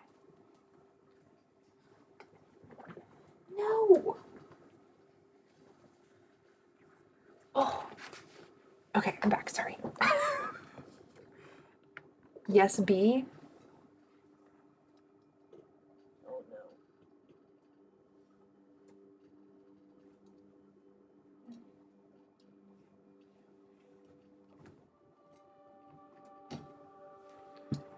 Okay, alright, we're back.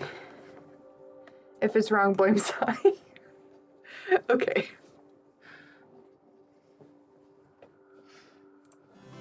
Zai, we're blaming you if this is wrong.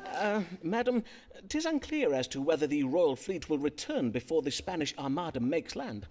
Even then, can we be sure that England's elites are true patriots who may be relied on to protect us from the Catholic invaders?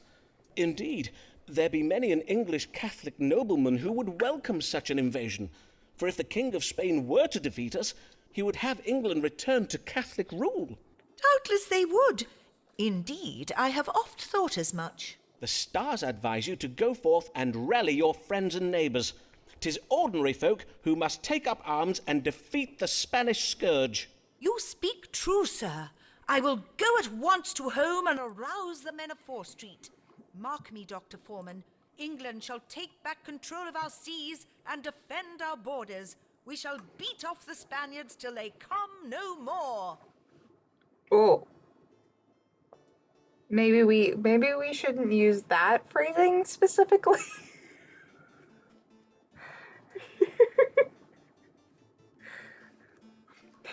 let's rephrase that. The Querent did wish to know whether the that could be phrased better. The Querent did wish to know whether the Royal Navy would return home. I'm sorry, I can't. Oh, that was horrible. Okay. The Querent did wish to know whether the Royal Navy would return home in time to defend England from the Spanish Armada. I did tell the Querent that whether or not the fleet did return, the authorities cannot be relied upon to protect the people. I did advise her to rally her friends and neighbors to take up arms to defend themselves. Methinks the Querent was pleased with me for the reading I gave this day.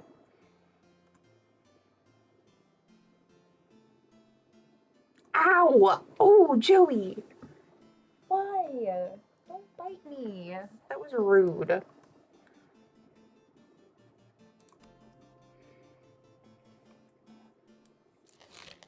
Take care, for say, did you hear what the Countess says about peace? They corrupt your humors and cause cancer tumors, so Oh my gosh. Not this guy again. Good morrow, Mr. Mugg. Back again so soon. And yet your red spots do seem to have faded. Aye, those spots were naught but the work of fleas. My wife did beat the rugs and banish the dogs from the house. She'll be beating and banishing me next if she has her way. Well, I am glad to hear you are faring better. What brings you this day? I have a humoral imbalance and need treating for it. A humoral imbalance, you say? Kick him out. Well, it is true that an imbalance of humours can affect a man's mood. For instance, an excess of black bile, which is a cold, dry humour, can provoke feelings of melancholy, whereas yellow bile is hot and dry. I thank ye for the explanation, Dr. Foreman, but I did learn all about humours when I took supper with my friend, Mistress Ollingworth. She has a humoral imbalance and takes medicine for it. Hence, I am come this day for medicine to treat my own imbalance. Oh, dear Lord. And what mental symptoms are you experiencing? Any unusual or troubling feelings? Aye, very troubling. Why, I find myself a-fretting and a-pacing all the day long. Even my wife has remarked upon it. Anxiety and agitation. Pray tell, did these feelings begin before or after you spoke Okay, with your thanks friend, for Mr. coming, Ollingworth? Legend. Let me see now. After, methinks. Aye, after. Why? Does that matter? Yes, quite possibly. But let us see what these stars do have to say. What humoral imbalance does ail my querent, Nicholas Mugg? Where's a hypochondriac? That's it. Good night. Thanks for coming in. Mugg is mildly choleric. A humoral imbalance of color can occasion symptoms of anger, impatience, and irritability. Mugg is suffering from constipation and a related psychological condition.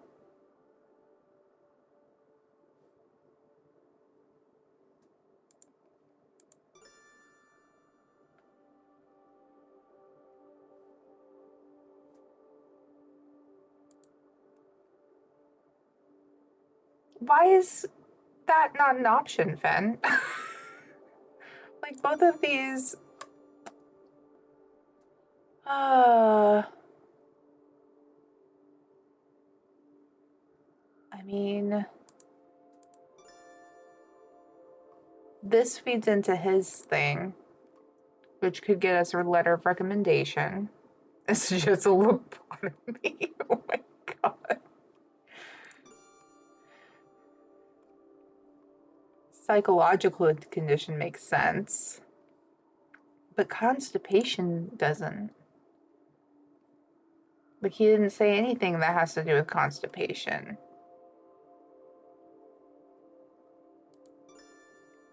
I feel like cancer might be the best one, but I feel like it's just gonna feed into his stuff, and then he's gonna come back and be like, "Oh my gosh, you were so wrong."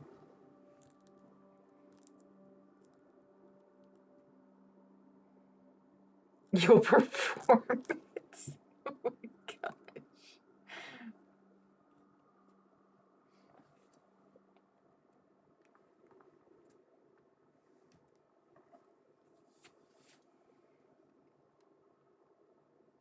Talking to him makes you feel constipated. Mm-hmm.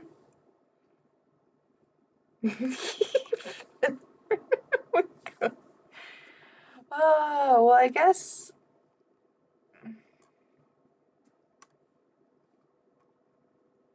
I mean, neither one of them makes sense. Both of them are, like, not great.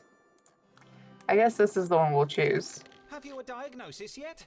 This day I am to dine with Mistress Ollingworth, and I wish to tell her all about it. Oh Aye, dear. it is done.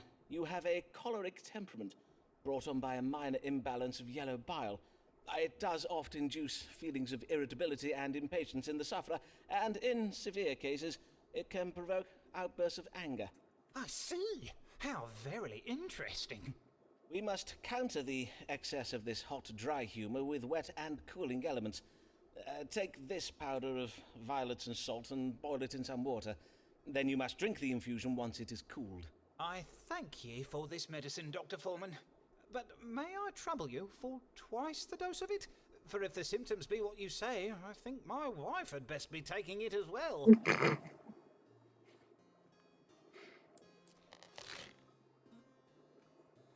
Oh, the client did present with symptoms of a troubled mind. I did diagnose a choleric temperament and prescribed a cooling infusion of violets and salt.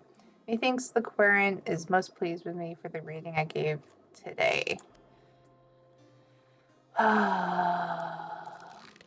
ye, hear ye! Spanish Armada sunk by English storm! Hear ye! Oh, proving once again that God loves England more than our Catholic enemies. Wow. Not mincing words here. The Spanish naval fleet has been defeated by a mighty storm that has been raging in the English Channel for nigh on 3 days. What remains of the armada has fled back to Spain. Beachcombers are advised to wait for the storm to abate before looting corpses that have washed ashore. Oh my god. Not this guy. How much his father is worth, for such a boy advantage is bought, entitled to much, deserving of naught. This guy's the worst. Oh, sirrah, I have dire need of your counsel. Pray calm yourself, sir, and tell me of this urgent affair. Oh, verily, 'tis most urgent. A fair maiden has my heart, a maid with hair of shining gold and eyes so blue the finest sapphires grow pale with envy. But she is a most pious and demure in nature, and has many other suitors. How might I win her favour? Golden hair? But in our last consultation... let me see here in my notes. Yes, you told me your heart belonged to... a maid with hair of onyx black that doth make the finest ebony go grey with envy. You mean my cousin Marion? Pish! That was naught but a childish fancy. I bid you, Foreman, pray focus on the matter at hand. Oh If you no. do not help me win my true love's favour, my bursting heart will tear asunder. My soul will wither unto... Aye, as you will. Let us see what guidance can be had from the stars. Ugh. How may Lancelot Moore win the heart of this golden-haired maiden? How about he just goes to war like we asked him to go? Moore's hopes will be realized, but he must be self-disciplined and patient. A sudden religious conversion is strongly advised. Huh.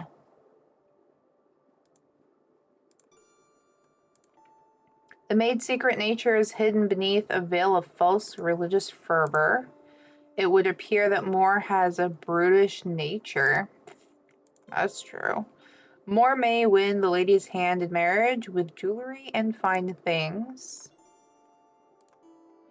Moore should lie about the size of his fortune, a trifling task for such an oversauced peacock.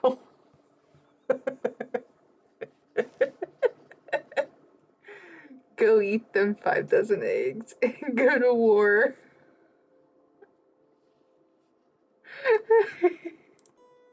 The maid's father has a deceitful business partner.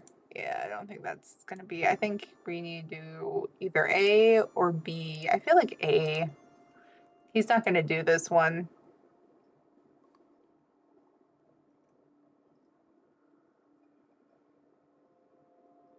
Because he's gonna have to become all religious and stuff, and he's not gonna. He must be self-disciplined and patient, which he's not going to be.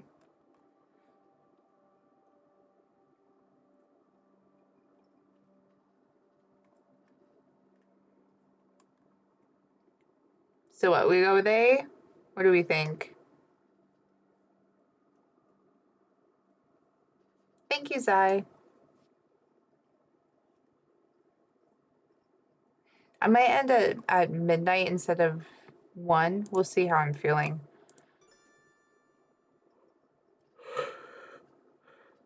I think A might be the best option. A, yeah, okay. It would seem the lady is a modest and pious maid, for the stars urge you to exercise patience and restraint. Although your rivals be fierce, your sword must remain in its sheath, if you take my meaning. Huh? Keep my sword sheathed? Oh, you think I do verily use my sword to fight with? Oh, ye gods, no. The sword I wear is purely ornamental. This If you paid dude. more attention to the current fashion, you would know that, Foreman. But that is not what I... Oh, never mind. What I mean to say is that your attack on the maid's heart must be spiritual. Have you considered converting to Puritanism? Only temporarily, of course. God's teeth! The heavens advise me to become a Puritan? In truth, this is ill to hear, for black is not a becoming colour on my person. Still, the stars do speak truth about my love, for she does oft prattle on about sin and hellfire. Good day to you, Foreman. I must go at once to my tailor to be fitted for the latest and most loathsome Puritan fashions. Oh dear.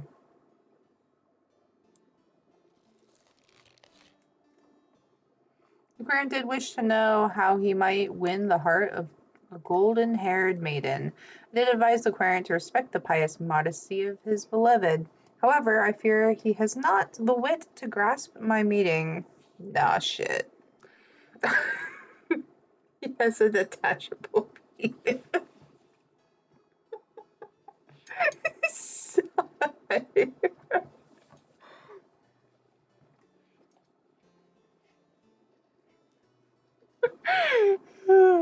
Methinks the court was a little pleased with me for the reading I gave this day. Hey, we got 10.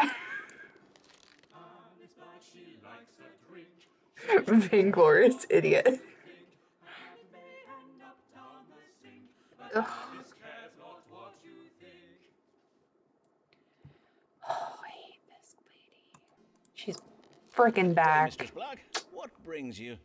Oh, Dr. Foreman, I have worked myself into such a state that I have urgent need of you. Yeah, we don't care. You You're okay, Zai. Well then, let me just, Yea, I have urgent need of your counsel. I don't want to I cancel am you. certain that my husband Blarg is hiding a shameful secret from me. As you doubtless did note from my flushedness of face and heaving of bosom, I burn with the fever of suspicion and curiosity. Indeed, I did remark a fever upon your person, and wish fervently that I may bring it to a speedy resolution. Let us see. What is this secret that your husband, Thomas Blagg, hides from you?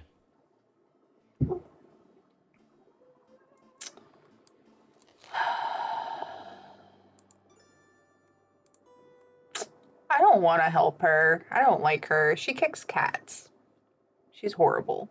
Alice's husband serves his wife and family well through his frugal management of their affairs. It appears that Alice is to inherit wealth one day. Ew, no. The secret leads to a sudden transformation in fortune. Surely this refers to the Spanish treasure expedition Alice's husband invested in. But would it be right to reveal what I know to Alice? I see intelligence, authority. Yea, verily, Alice is impressed by my authority and intelligence. Alice's husband has been carelessly optimistic with the family's finances. Alice's husband's business instincts are misdirected. A religious romance? I feel like B. Can we kick her? I feel like B's gonna make us have a relationship with her, and I don't want to have a relationship with her. She's horrible. Ew, no. I don't want to. We could just say C. Can we kick her, like, physically harm her? I feel like B is the one that it's gonna want, though. Hi, Joey. Where'd you go? Hi. Yeah, you wanted to say hi? Come on.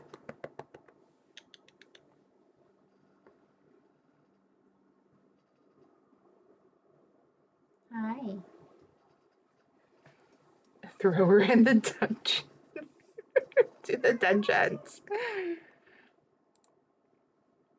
Meow, yeah. That's Joey. That's Loon's big brother. Yeah, you are. He wanted to say hi. Well, I definitely don't feel like it's A. I feel like it wants us to choose B. I don't want to have a relationship with this lady, though. She is horrible. She is the worst.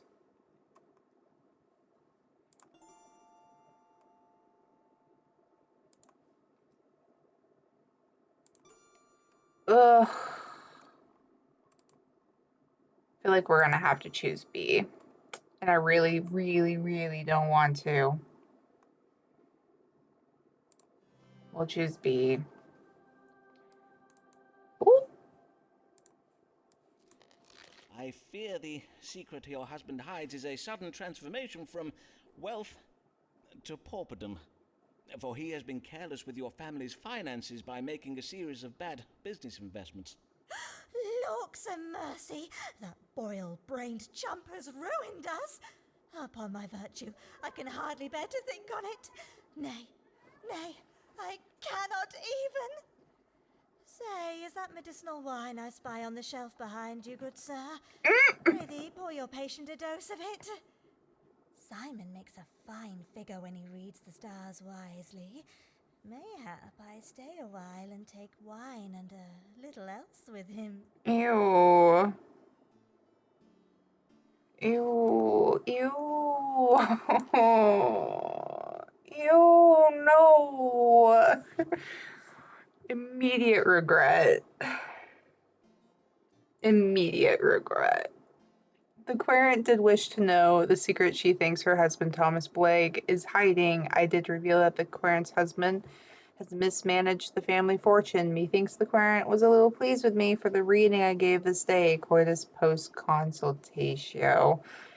Ew. Dungeon with us. We need dungeon time. This is not that kind of dungeon. Wait, hold up. Wait, hold up. Okay, go back. We are no. We're going on. Never mind.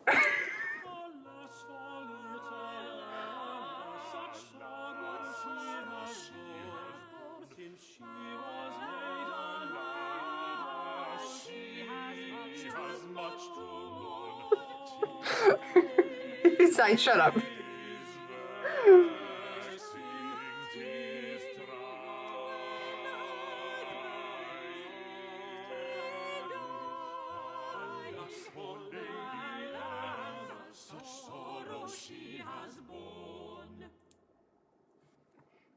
Yeah, she's a gold. She's getting that money, Mistress guys. Delamere.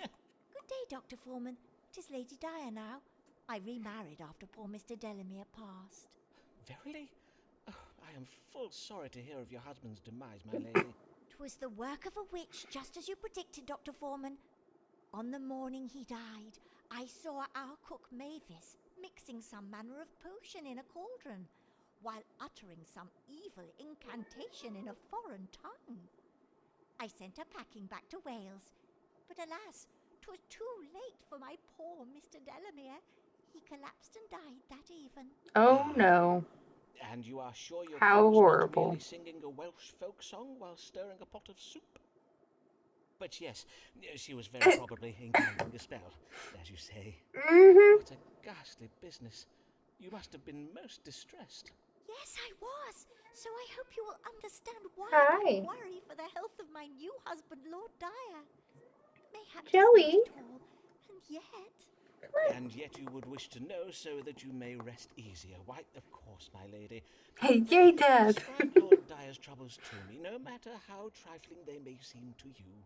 Well, I have noted that my husband awakens many times in the night to make water. Mayhap 'tis the reason why he tires so easily during the day. And he does oft complain of thirst and hunger, even after meals. Frequent urination, tiredness, dog-like appetite, and thirst. Be there anything else? There is also a small wound on his hand.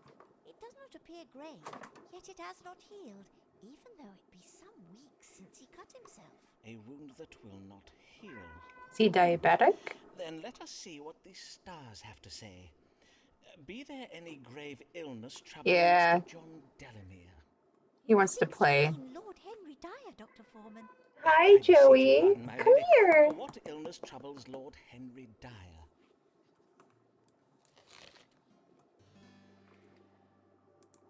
Let's see.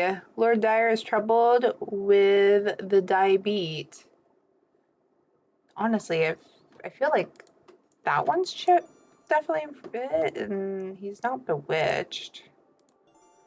Lord Dyer has a gangrene in the hand, characterized by an inflammation caused by corrupt blood. It could be that one as well. I mean, slow healing wounds are typical with diabetes. What were the other ones? The insatiable hunger and thirst, that can be part of diabetes as well. And then something about urination. I don't remember what was said about the urination.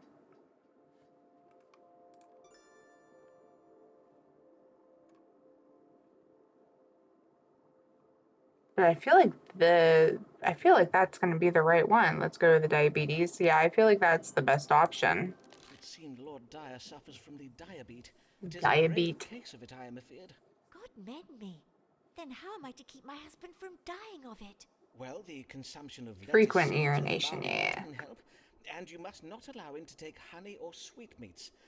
In truth, I am a little concerned about the wound on his lordship's hand, though it be minor. 'Tis the diabetes that prevents it from healing. Oh, then what should be done about it? Take Lord Dyer to a barber surgeon, where he may have leeches applied to his wound. This will draw out the corrupt blood to hasten the healing.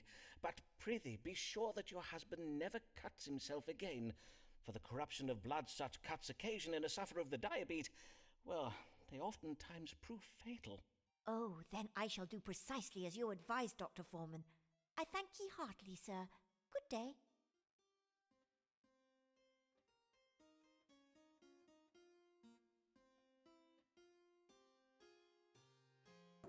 Okay. Frequent urination. Yeah. Okay. The querent did wish to know whether her husband, Lord Henry Dyer, was troubled by a condition that could provoke his death. I did judge Lord Dyer as having the diabetes. I advise her to change his diet and ensure he does not cut himself again. Methinks the querent was pleased with me for the reading I gave this day. That one was probably the easiest one.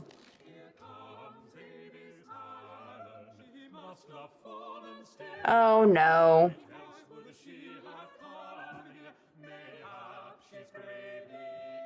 She's back. The diabetic recognizes the signs. Mm-hmm. I hear a child was lately born to you.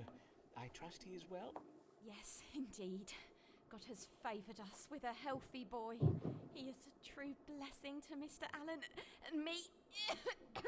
Uh-oh. And we pray he remains so. That is, that this child remains in good health. And as I do ail of something, normally I would not have come, but methinks 'tis best I am treated, for the sake of Marmaduke, lest he take ill from me. I see. Welcome Then back, pray describe Rosie. your troubles to me, Mistress Allen. Well, in truth, it is but a cough, but indeed at first I thought 'twas naught but a chilly cold, but 'tis many weeks now, and it Yeah, lingers she's sick. still. Forsooth, I am afeard it does grow worse. Many weeks, you say? Aye, that is most concerning.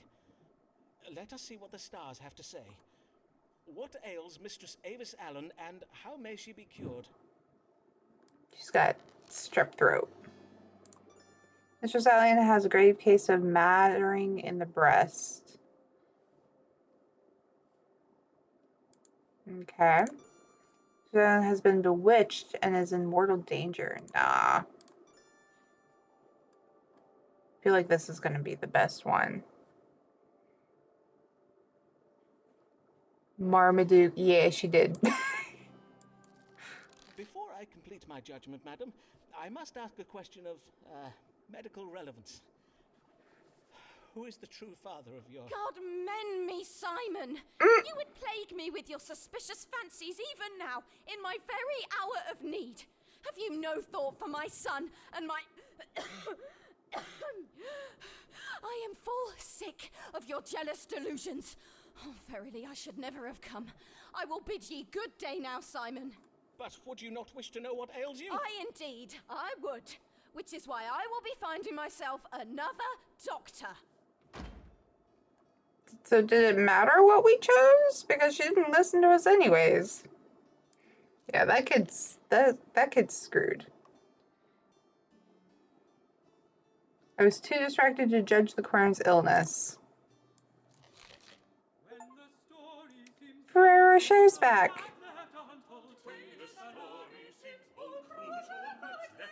Bobbage.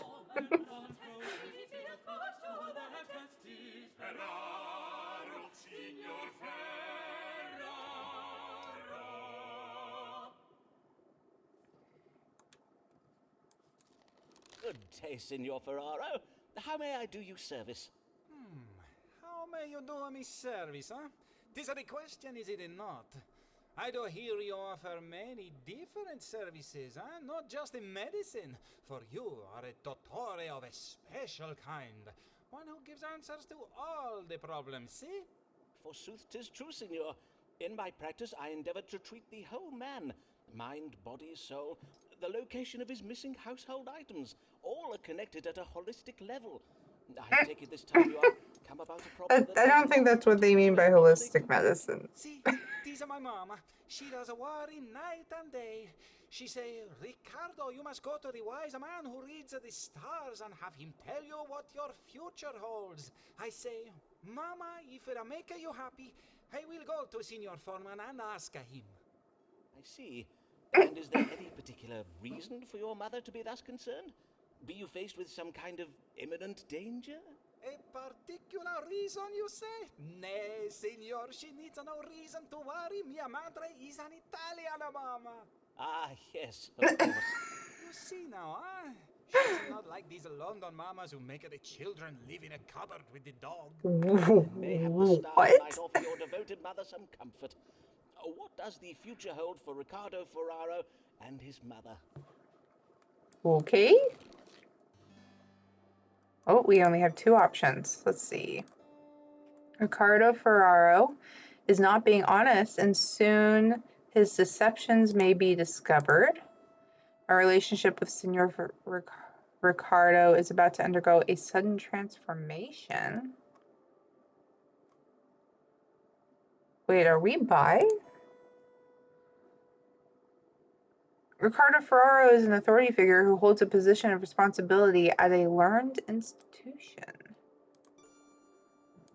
Or a young man who is in a relationship with Signor Ferraro's mother is a hypocrite who will betray her. Ferraro will one day inherit an agreeable sum from his mother. The Ferraro family is frugal. This includes Signora Ferraro, who has carefully managed her personal fortune.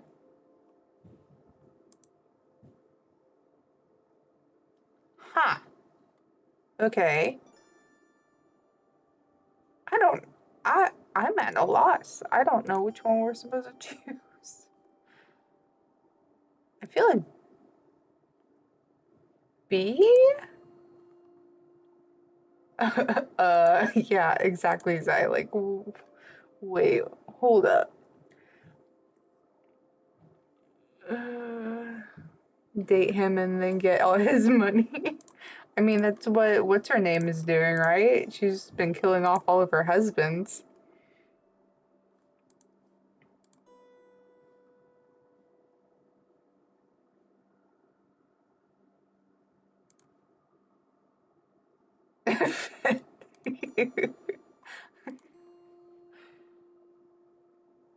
So either we do one about him or we do one about his mom.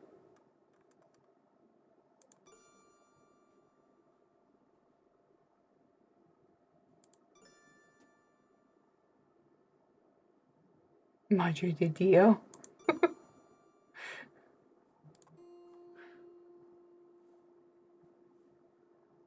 The mom. I'm gonna buy a new place for our readings.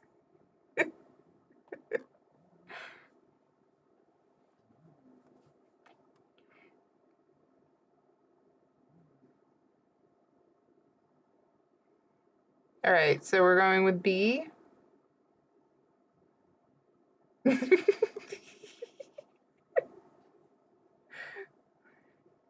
We don't speak Spanish.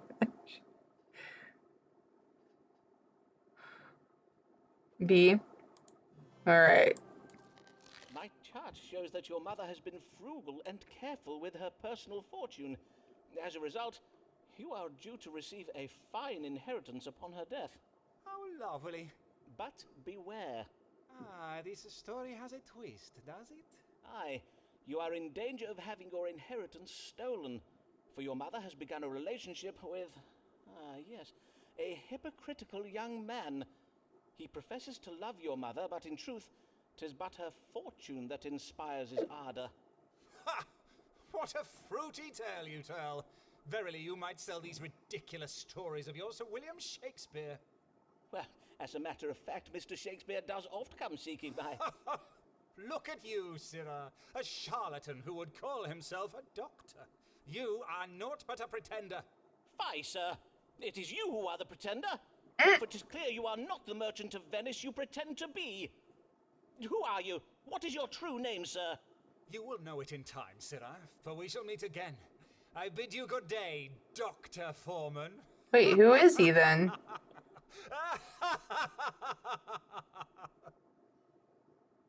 It's Dr. Eggman. Guys, it's Dr. Eggman. Look, he even has the mustache. And he has the evil laugh. It's Dr. Eggman. Called it. Calling it now. It's Dr. Eggman. That's his real name. It's not Ferrero Rocher. It's Dr. Eggman. You're welcome. He's like, the querent did wish to know what the future holds for him and his mother. I did warn the querent that his mother plans to leave her fortune to a young man who does not love her. He thinks the querent took my advice most ill.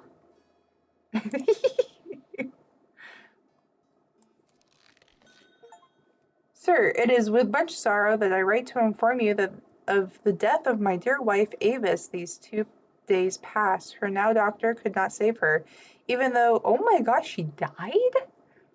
even though he held a medical license and was thus highly skilled. Although you were no longer my wife's doctor, I am grateful for the kindness you have shown Avis over the years, and I know she was too. Indeed, she spoke of you in her final words, saying, "Oh, Simon, forgive me, Simon," or something of the like. Doubtless the expression of guilt was in reference to a bill for your services that she had not yet settled. How like my poor wife to have been thinking of her obligations to others until her very last breath. I enclosed with this missive the sum of 1 shilling and beg your forgiveness for late payment. Your most assured friend, William Allen. Oh my gosh, he died. Sorry, oh my gosh.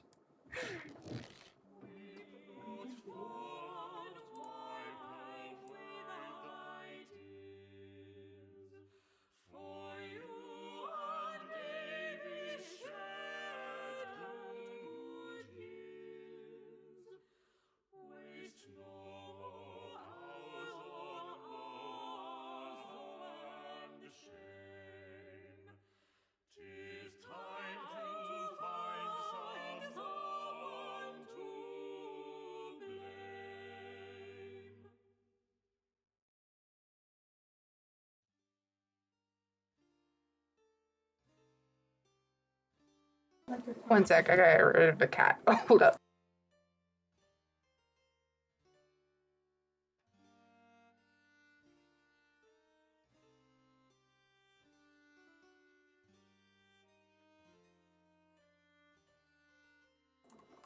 Okay, this game is next level. It really is.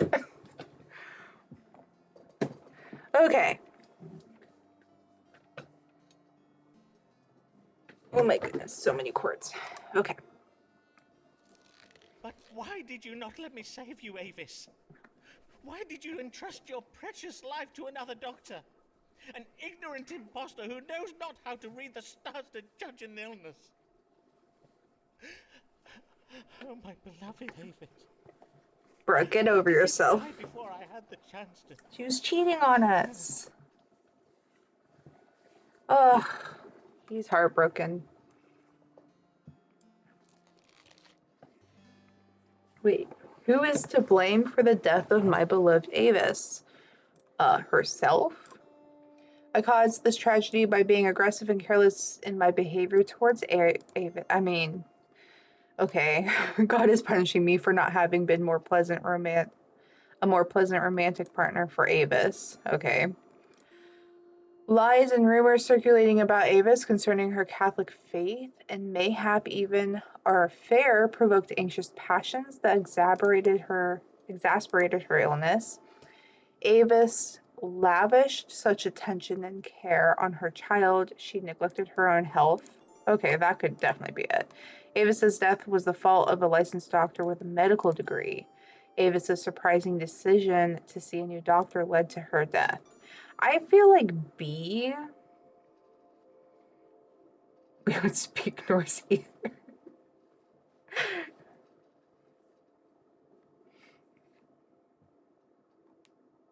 I mean, I do speak a little bit of Spanish. Very, very little. It's like minute. I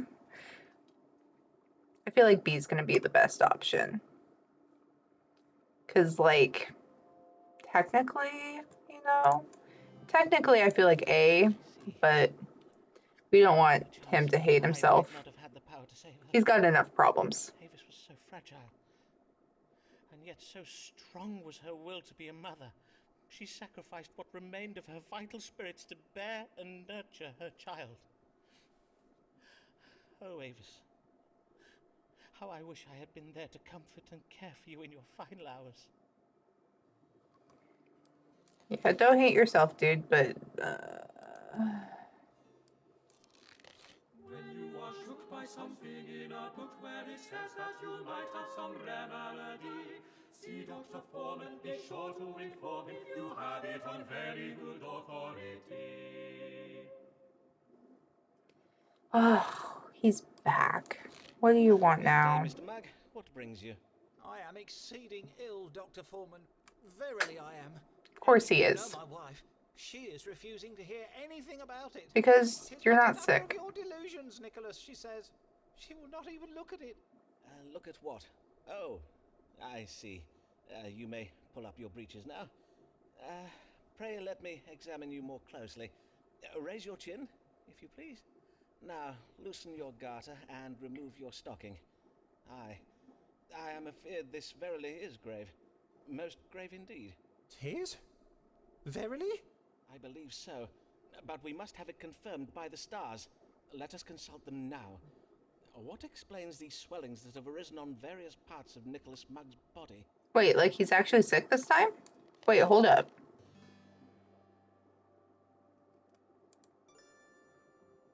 Scrofula, disease characterized by swellings and nodules around the lymph nodes and behind the knees.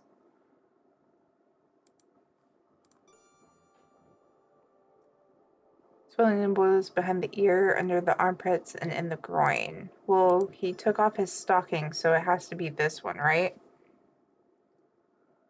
Throw him in the dungeon. I feel like this one would be the right one. If he took off his stocking, it has to be this one. Boy is actually sick? I know. You have scrofula, a disease commonly known as the King's Evil. It is very grave, but worry not, for I have a cure close at hand. Ah, the King's Evil. 'Tis the ailment that may be cured by the placing of royal hands upon the neck. Oh, you do not mean to say that Her Majesty the Queen herself is at this very moment... What? No, of course not. I was referring to my famous strong water. A moment, if you please, while I retrieve it from my cabinet. But, sir, unhand it, sir. The dosage is very precise. You must not... nay, not the whole bottle. Oh, boy. Gods, man, what have you done? Methinks I am dying. Oh, woe. A fatal dose. Alas, I am sorry for it, sir, but you were never meant to drink so much of it. Oh, may God forgive me. Nay, do not blame yourself, Doctor. Thank ye heartily, for at last all shall know, my wife, my friends, how wrong they were, and how I did speak true. Oh.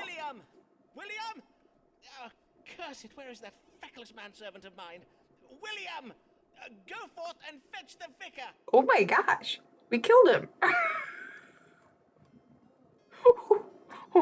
Oh no. Uh-oh. Quarantine present with swellings in various parts of his body. I did diagnose scrofula for the swellings to appear on his neck and behind his knees. As treatment, I prescribed a dose of my strong water, but the current did prescribe himself many more doses and died thereof. Oh no, we didn't get the letter of recommendation. Mr. Foreman, Whoops. you have been called before this assembly of the College Uh-oh. of Physicians to answer the charge of practicing medicine without a medical license. What have you to say in your defense? Would you deny practicing medicine, sir? Why, no, I would not deny it. My practice is well known.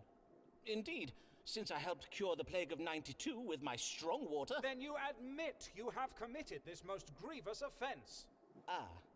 Well, 'tis true I'm not It's technically Dr. licensed, Eggman. but I fail to see how... You fail to see? Then permit me to enlighten you, sir. A medical license assures the residents of London that a physician has the necessary education and skill to treat them. By practicing without qualification, you have not only broken the law, you have endangered the lives of your patients. Indeed, we have received reports that a man by the name of Nicholas Mugg, a wig maker of Silver Street, has lately died under your care. Aye, well, that was most lamentable, but not my fault, sir. Mr. Mugg took a far greater dose of my strong water than I advised him to. He chose the dosage himself. In truth, one might say that the cause of death in this It instance is was... the starting of the game. Nicholas Mugg, practicing without a medical license. Silence, Mr. Foreman!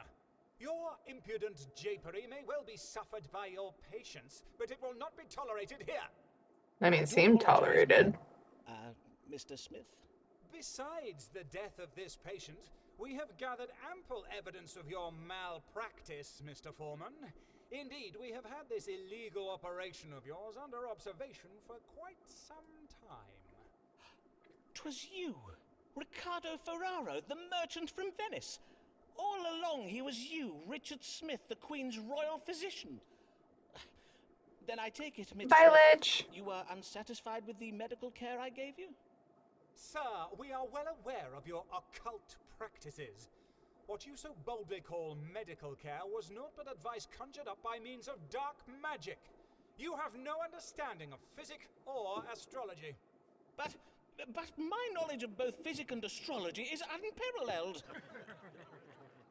If that is so, then doubtless you will happily submit to having your knowledge examined before this assembly.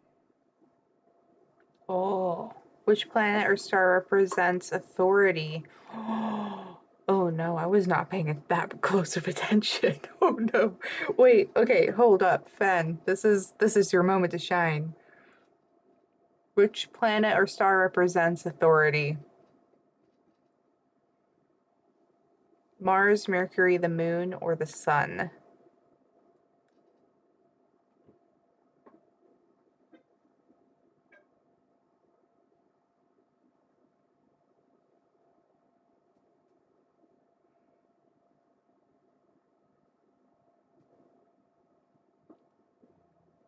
I didn't realize we were supposed to be paying attention to this stuff. Oh no. It's Saturn? But that's not a... Yeah, Fen's here. That's not an option. Wait, then what do we do? Oh no. Oh no. Oh no. Wait. If it's not an option, then what do we choose? What's closest to Saturn? Not the sun. Is... Oh no. Maybe Mars?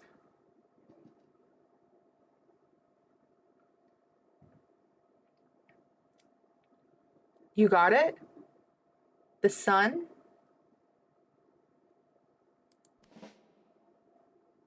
Oh, okay. Men are from Mars.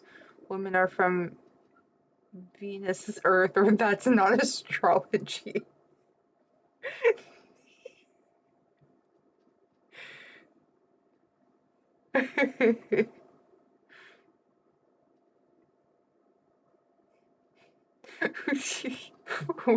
Okay, so our options are either to answer with what they're wanting or to say it's not astrology.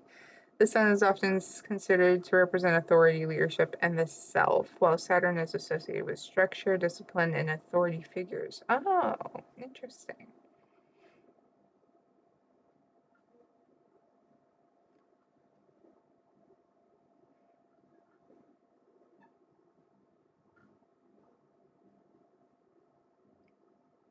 Washing up complete.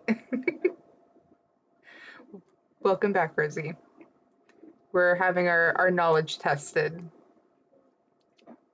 Men are from Mars, women are from Venus would be the answer, but we have also, that's not astrology, because technically it's not. Go with the third option, Venus. Okay, we have one vote for Venus, one vote for the third option.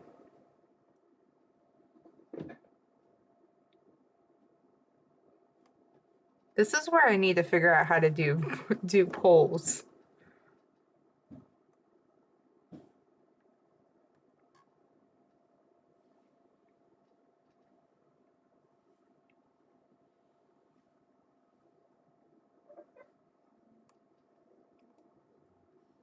Venus.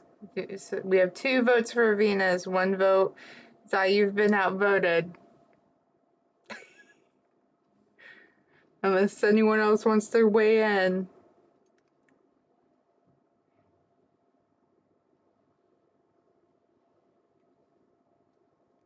You'll go with Venus? Okay, 3 for Venus. Phlegm is Cold and moist, hot and moist, cold and dry. Hot and moist, right? Phlegm was hot and moist. Oh, dang it. We got that. I got that one wrong. Whoops. Which zodiac rules over the privy parts? Oh, no. Which zodiac rules over the privy parts?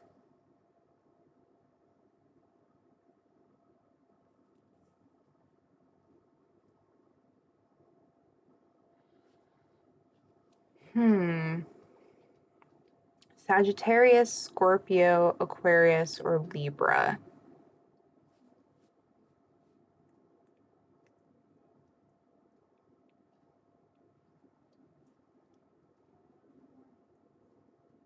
It was an actual question. Sorry. Oh my gosh. Scorpio? Oh, we got that one right. Silence! Simon Foreman, you have failed. What? Constable, shackle this man and take him from hence to jail. Because we got one Sir, wrong? This is most unjust. Pray afford me the chance to unhand me, you rogue.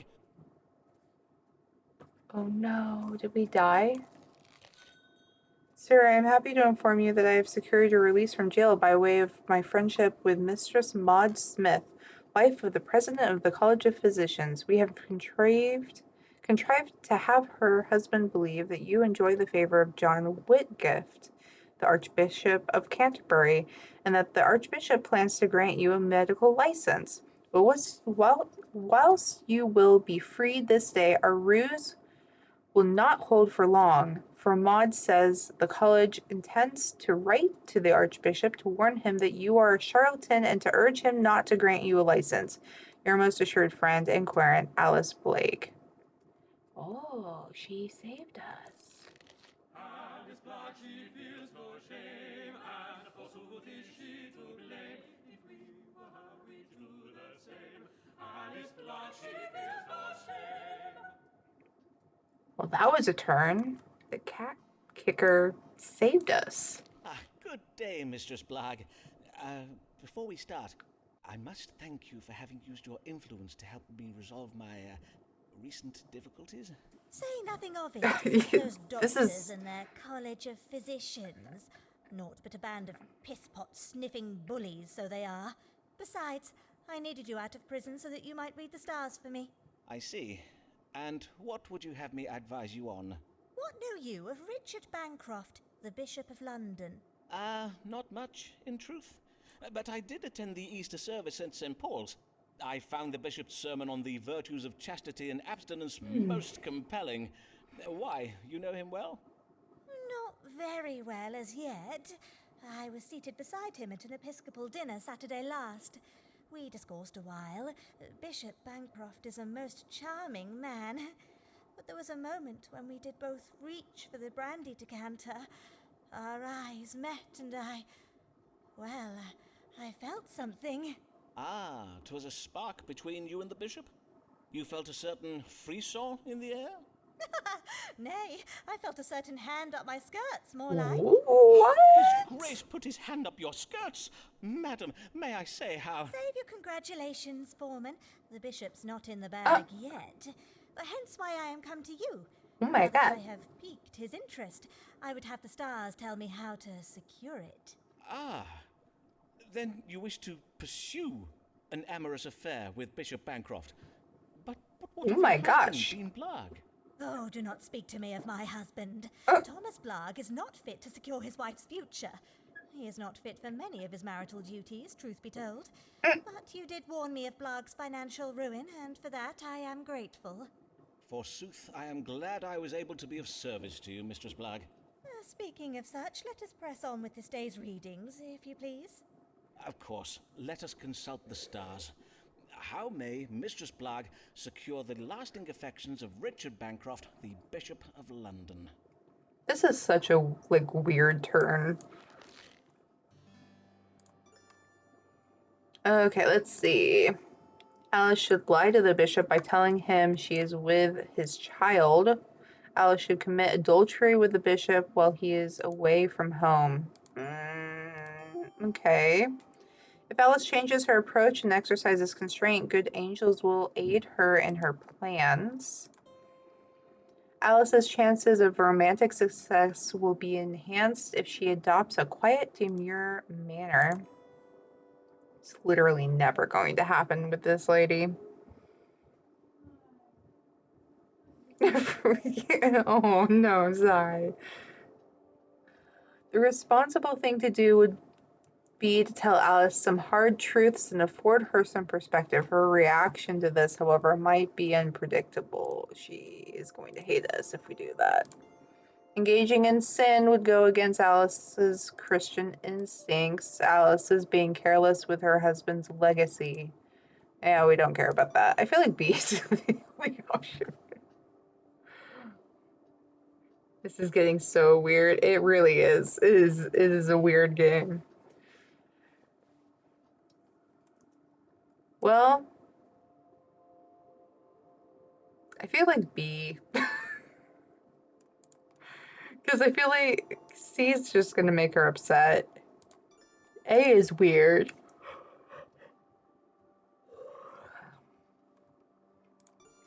B, we're basically going to be like, look, you're a bitch. The stars advise you to conduct your wooing of the Bishop Bancroft with constraint and discipline. You must be strict. Allow him no intimacies. I see. Keep the bishop's hands off me till he begs for it. Until he be driven so mad with lust he would offer anything for a tumble. 'Tis one interpretation, certainly. 'Tis true that Lady Anne Boleyn found success with such a stratagem in her pursuit of the late King Henry Tudor. At least, up to a point. Aye, poor lady. Be there anything else? My chart does also advise you to adopt a manner that is quiet, gentle, and demure. Verily, I will not lie. This is beginning to sound like a cod's load of work. Mayhap I play dumb with the bishop and merely nod and smile at everything he says. But 'tis the stratagem used by Jane Seymour, I believe. And unlike Anne Boleyn, she bagged her king without losing her head, did she not? Oh my gosh. Well, I guess she took that well. Okay, thank you, Zai. Oh my gosh, we slept with her again? What? The querent did wish to know how she might secure the lasting effects of Richard Bancroft, the Bishop of London. I did advise the querent to exercise constraint and adopt a gentle manner in the company of the bishop. Oh. Excuse me. Methinks the querent was a little pleased with me for the reading I gave this day. Coitus post consultatio. I mean, we're getting those letter of recommendations, I guess. Ugh, not this guy. Lacking in mind, fulsome in fashion, unwise truths, holds him scant, he yet persists in chasing the sand. Oh my gosh. Good day, sir, and well met. Oh, pray tell, did you secure the hand of the golden-haired maiden? Yeah, verily I did. My religious conversion to Puritanism did work wondrous well to win her favour. Ah, then my advice was sound. Aye, after I told her that I thought the Queen dresses like a strumpet, the Pope is the demon son of Satan, and that Will Shakespeare and his players should be driven into the Thames to drown, she became convinced of the purity of my soul. I was made the happiest of men. Then I must congratulate you on your forthcoming nuptials. Will you be having a summer wedding, or...? Congratulate me? Do not congratulate me, Foreman, for I am the unhappiest of men. It was but a day after our engagement was announced that my love became afflicted with the smallpox. Uh-oh. Naturally, I was all a terror. Would she perish? So wretched was I with fear, I almost died of fright. Aye, naturally. Smallpox is a most terrible disease. I intend to write a small treatise on the subject. But then, alas! Fate struck the cruelest of blows upon my soul. Oh, verily. Oh no. Girl, may she rest in peace. Or re-squeeze in pace, as we Latin scholars say. What? Nay, death would have been a mercy. For once cured, the maid arose from her sickbed bearing hideous scars. Her once fair cheeks, thus so cratered, to make the very moon wane with envy. Oh my gosh, this see. guy is so rude. And now you wish to extract yourself from your engagement, I presume. Naturally. But her brother and father are fearsome men with a taste for rough sport, and her mother's tongue is as sharp as a barber's blade. I worry that my breach of promise may be taken ill. Then let me see if I may fathom the family's reaction from the stars. What will become of breaking your engagement to this once fair, now pox-scarred They're maid? gonna kill him. They're gonna kill him. There's two options. Let's see. Moore has cause for hope regarding the young lady's forgiveness. The maiden will bear the dissolution of her engagement with quiet grace. The maiden's father is being careless with his legacy. Indeed, it was most careless of him to betroth his daughter to such a mump-headed snatch crapper. What a sentence. God's punishment is on the way, with Neptune and Mars bringing confusion and war. It would be intelligent to seek resolution in a foreign country. Moore's breach of promise may result in a sudden change of fortune, his death. Oh, yes. This is what I need. This is what we all want. But do we lie to him and let this happen, or do we warn him?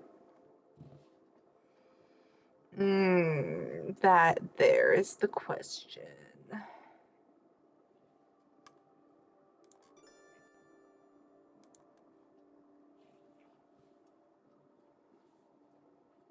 Let it happen.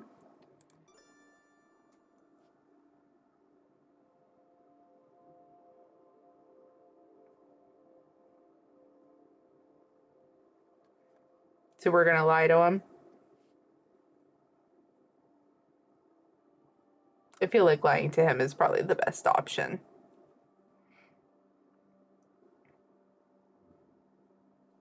Oh no, we definitely didn't see this happening. No, don't. Ah, good tidings. While the family may well take your decision ill, good angels guide them toward restraint and discipline in their actions. The maid herself will endure it with quiet forbearance. Quiet forbearance? By the saints, what a wondrous creature is she! Verily, I am disappointed that I must break off with her, for truly there is no mountain I would not climb, no trial I would not endure to wed a maid of so sweet a disposition. But I must be brave, and go at once to break the news to her. Yes, please go tell them. Yep, go on. The Querent did wish to know what will happen when he breaks his engagement. I did reassure the Querent that he has nothing to fear from the maiden nor from her family. Methinks the Querent was a little pleased with me for the reading I gave this day. Yeah.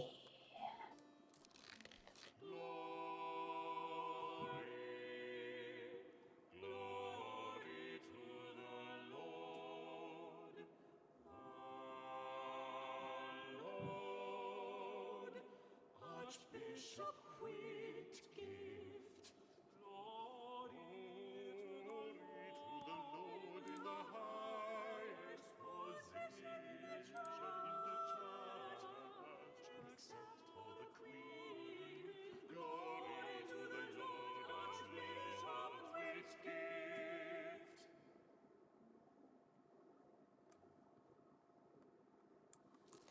Ho! Ho there! Be there anyone at home? Is it? By the saints, 'tis none other than Hi. Your Grace. I am most honored by this most unexpected visit. Truly, 'tis most unexpected. Then we as need I him, though. just He's so the one that's happened going to to give be us passing the by. letter of recommend or Indeed, the I was medical riding by license. in my carriage when I found myself struck ill. My chaplain did suggest I take rest at the nearest residence, which did so happen to be this small dwelling. Forsooth, these rooms have the look of a physician's consulting chambers. Mayhap you are a doctor? If that be true, then praise be to God for this happy coincidence. A most fortunate coincidence indeed. I am Simon Foreman, a doctor of astrology and physic. At your service, your grace. Well then, Dr. Foreman, was it? Perchance you will tell me what ails me. I feel a kind of pain and heaviness in my side, and I know not if this be related, but my skin has of late become most unattractive in appearance. Pain in the right side of the body and sallowness of the skin? Her Majesty did remark upon it most wittily the other day at a meeting of the Privy Council. Your face does serve as a warning to us all, Archbishop. Her Majesty the Queen? Verily. A moment, if I may, your grace, while I consult the stars. What does cause the suffering of his grace, the most reverend John Whitgift, the Archbishop of Canterbury? Oh boy. We gotta get this one right. Archbishop is suffering from the jaundice, a condition characterized by color seeping into the skin when the tube connecting the gallbladder to the liver is blocked. Yeah, but he's not yellow. The Archbishop is suffering from a cardiac passion characterized by grievous pain in the heart and gnawing sensations throughout the body. Well, this would probably be the closest thing. He had pain in his right side.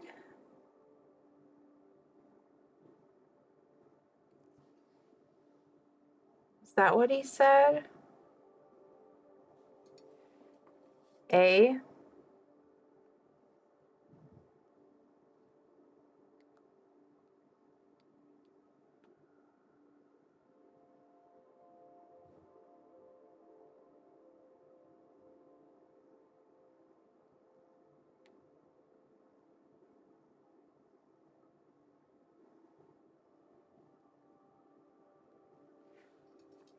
He's not yellow.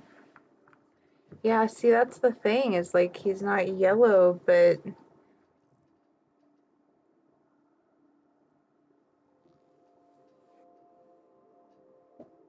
oh, his skin did become yellow in color? Is that what he said? I thought he said like his skin was like I thought he had like blackheads or something.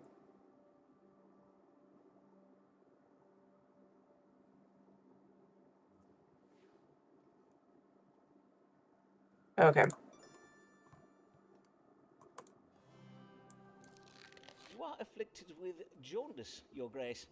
Yellow bile has seeped into your skin, causing it to become yellow-hued in appearance. 'Tis the jaundice, is it? I see. Oh, I see. Have Okay. Sophie boil this pouch of herbs in water. The liquor is to be injected up the fundament once each day. It should draw the collar away from your skin and into your bowels. William! Excellent. I will have my chaplain see to it. My. Who do we have here? Before you take your leave, your grace, I would have my manservant William let blood from your right arm.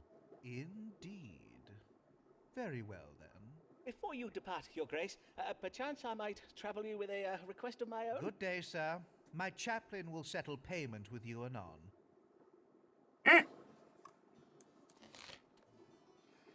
The querent did present with symptoms of pain in his right side and yellow-colored skin. I did advise the querent that he was suffering from jaundice.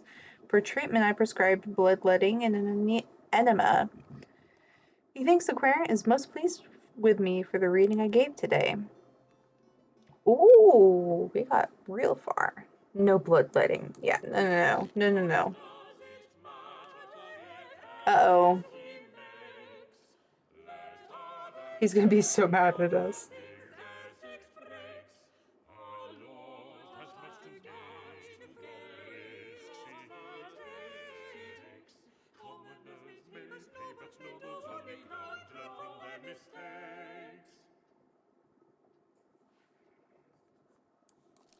He's Good gonna day, be my lord. so And well mad. met. Indeed. Methinks I have not seen your lordship since last year, afore you set off with Sir Walter Raleigh to capture those Spanish treasure ships. Ah, yes. Doubtless you heard what became of that expedition. Uh-oh. The town criers called it Raleigh and Essex's gold piracy fail, declaring it the biggest balls up since the English Armada. Aye, 'twas most ill-mannered of them, if I may remark. The directions you gave me were entirely wrong, for we never came across the Spanish fleet. Indeed, we found ourselves becalmed in the middle of the Atlantic Ocean. Raleigh blames me for it, and although I did explain to him that it was entirely your fault, as I had gotten the navigational coordinates from you, that seemed to bother him even more. My lord, I am full sorry for any error I may have made in my calculations. Forsooth, I pray I may assist you better this day. What is it you would ask of the stars? I would have you tell me how I might regain the favor of the Queen. Indeed, 'tis Oh, strange boy. she has not yet gotten over her displeasure, for the incident did occur many months ago. And we had every intention of returning her warships, filled to the brim with gold, I might add. Besides, how in the devil's name were we supposed to know the King of Spain would choose that very same month to invade England? Huh, I have not the power to predict the future. Well, nay, but I have, my lord, if you had asked me to. Verily, 'tis not to be borne. Only last week, at a meeting of the Privy Council, during a minor disagreement regarding the Catholic rebellion in Ireland, she called me an impudent lord-splainer, whereupon she rose from her chair and molly-whopped me in the face. I half drew my sword upon her. You mean the Queen? Aye, indeed. Her behaviour was most shocking. I even asked the royal physician whether she may have lost her mind. She is, after all, most elderly. But Mr. Smith assures me she is in very fine health and is in full control of her faculties. Her Majesty's behaviour is a mystery indeed, although mayhap it should not surprise us. A man's reason is oft insufficient to fathom the workings of the feminine mind, and, in such cases, he may have little choice but to call upon Sorry, that divine was wisdom. I had to mute my mic. My mom was talking to me, What must Lord Devereux do to regain the Queen's favour? and I think it froze the game.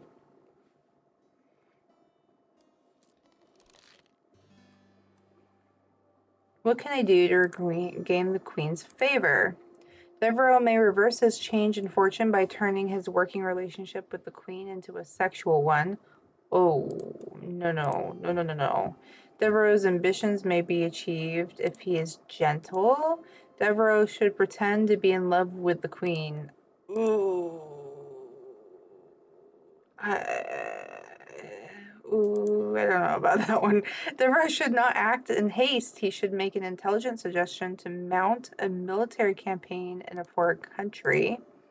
Devereux should assume a position of authority in keeping with his birthright as peer of the realm. Devereux must show the Queen he is a loyal man who does his duty. I feel like B is definitely the better option of the two. A seems like it's gonna not go well.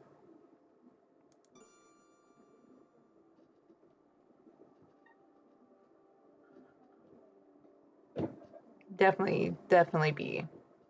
Yeah, B. To regain the Queen's favour, you must demonstrate your fealty to her, your loyalty as a peer of the realm who sits on her Privy Council. To this end, the stars suggest you offer to lead a military campaign to put down this Catholic rebellion in Ireland. Your lordship is, after all, a great military leader. What better man for such a task than the hero of Cadiz? Verily, 'tis no ill idea. 'Tis no ill idea at all. Yes, indeed, I shall offer to put down the Irish for her. Forsooth, how difficult could such a mission be? I shall quickly But we defeat love those the gun-sucking Irish. muck savages and be back home by Christmas. Huzzah! Huzzah! Godspeed, my lord. Aw, we just got the Irish all killed. Well, that's not what I wanted. LeQuarant did wish to know what he could do to regain the Queen's favor. I did advise LeQuarant to offer to lead a military campaign to put down the Irish rebellion. Methinks LeQuarant was a little pleased with me for the reading I gave this day. Dang it.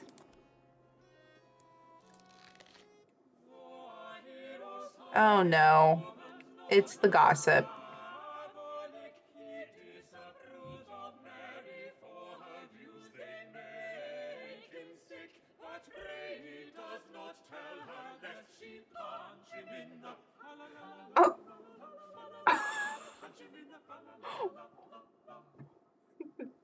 That was beautiful. Good day, Mistress Payne. How may I help you this day? Blessed day, Dr. We're so done with her. I've just come from taking my niece to visit Rochester Cathedral. Thomas Blogg is the cathedral's dean, I believe. Know you of Dean Blogg? Aye, I know something of him. Verily, that man is a model to us all. Under his stewardship, the cathedral's decadent furnishings have been stripped away. He has even replaced the silver candlesticks with pewter. Such pious modesty in the sight of God. Has he indeed? How very interesting. And, godly, yes. But what is it that brings you this day? Before I begin upon my business, Dr. Foreman, I must insist you acknowledge your failings. You were most wrong to frighten me with these notions of England being invaded by the Spanish. Ah, yes, that. Though, to be fair, Whoops. I do not think anybody could have predicted the storm that sunk the Spanish ships. It was most unexpected. And we must give thanks to God for the divine vengeance he wrought upon the heretics. I did hear that by morning our beaches Why did were she become a verily nun? littered with the corpses of Spanish sailors. That is a good question. Praise be to the Lord, his glory to behold. Yes, praise be. But all the same, you seem anxious this day, Mistress Payne. What is troubling you? Indeed, I am troubled, Dr. Foreman. I fear for the Queen's health. Everyone is saying that as she is exceeding old, she is soon to die. Ah, yes, I quite understand your feelings, madam. How we love our good Queen Bessie. Long may she reign. But will she? That is the question, is it not? For she cannot live forever, and when at last she does expire, we shall be stricken with such lamentation and grief. Mayhap you, but not I. Elizabeth Tudor is naught but a sceptred whore, but still a Oh whore my who gosh. presides over the Church of England and keeps Rome at bay. And without an heir, who knows what manner of foreigner may succeed her when she dies? For all we know, he may flood the land with foul popery. Foul popery? I take it you do not care for dried floral arrangements. But, madam, surely fresh flowers are more customary at royal funerals. Did you not heed me, Mr. Foreman? I wish to know whether the English throne is safe from a Catholic successor. Ah, yes, of course. Then let us consult the stars. Is our Queen's long reign in danger of ending soon? And if so, Is do this we risk a Catholic succeeding her to the throne? Queen Elizabeth the First?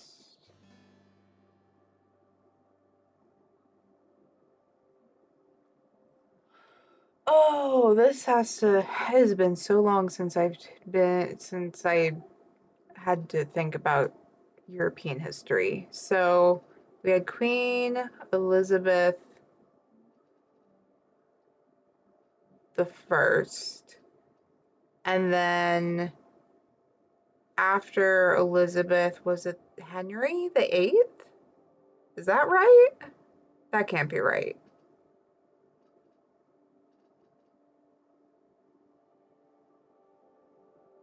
Who is after Elizabeth the First?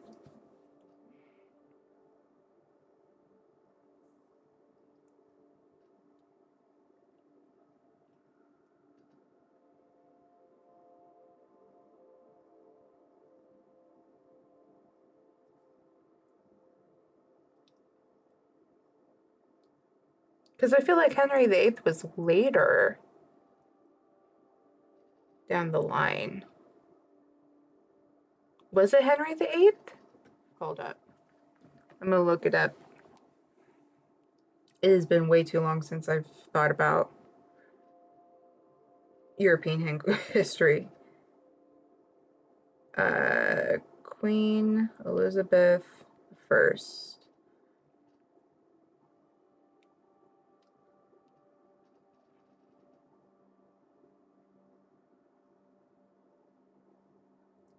Her successor was James the First.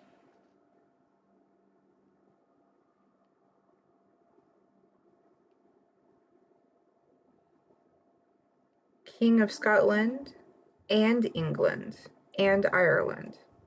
So he was the union between England and Scotland.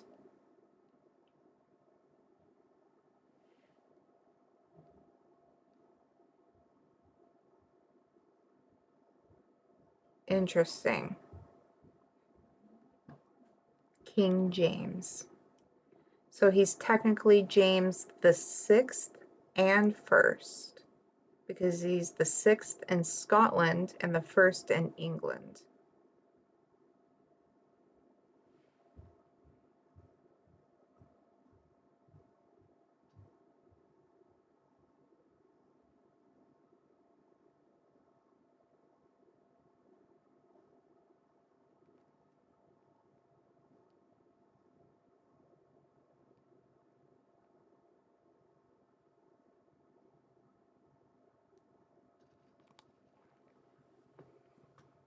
And he was Protestant.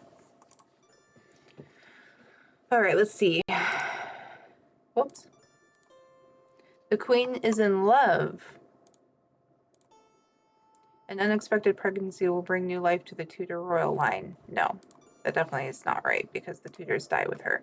The Queen's legacy is safe. Even if she dies, her successor will remain head of the Church of England and loyal to the Anglican faith. Bonds between nations will be creatively disrupted, with violence and austerity will be imposed as a result. Cooperation offered by a foreign country is not what it seems. This doubtless represents England's ally, King James of Scotland. So this is the one we want. Henry was earlier than Elizabeth.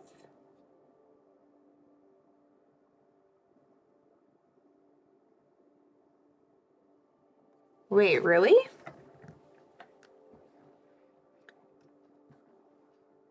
Earlier than Elizabeth the First?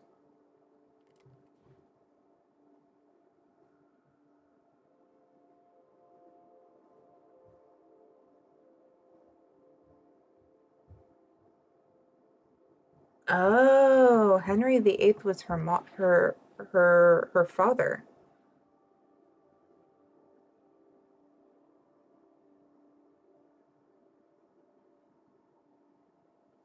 Because it went Henry and then Mary and then Elizabeth.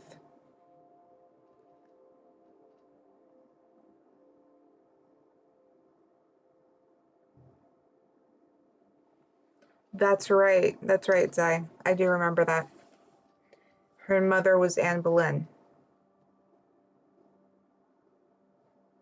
Henry has 6 wives.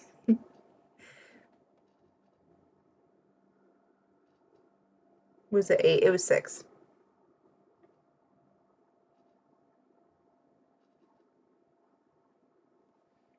It was...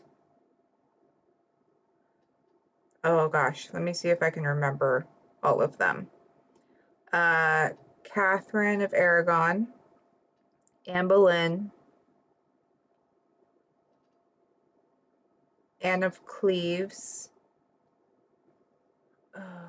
Catherine Parr,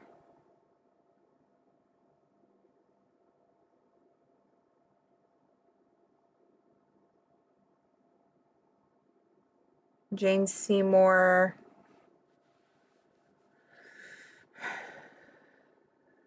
oh no, there's one more. I don't remember what the 6th one was. Divorced, beheaded, divided, divorced, beheaded, survive. Exactly. So divorced Catherine of Aragon, beheaded Anne Boleyn, died was Jane Seymour, divorced was Anne of Cleves, I believe. Was that the German one? Beheaded was Catherine Howard, and then survived was Catherine Parr. I think that's all of them. Being the 6th wife and seeing that stuff, I know, right? Like, oh God, I'd be so scared.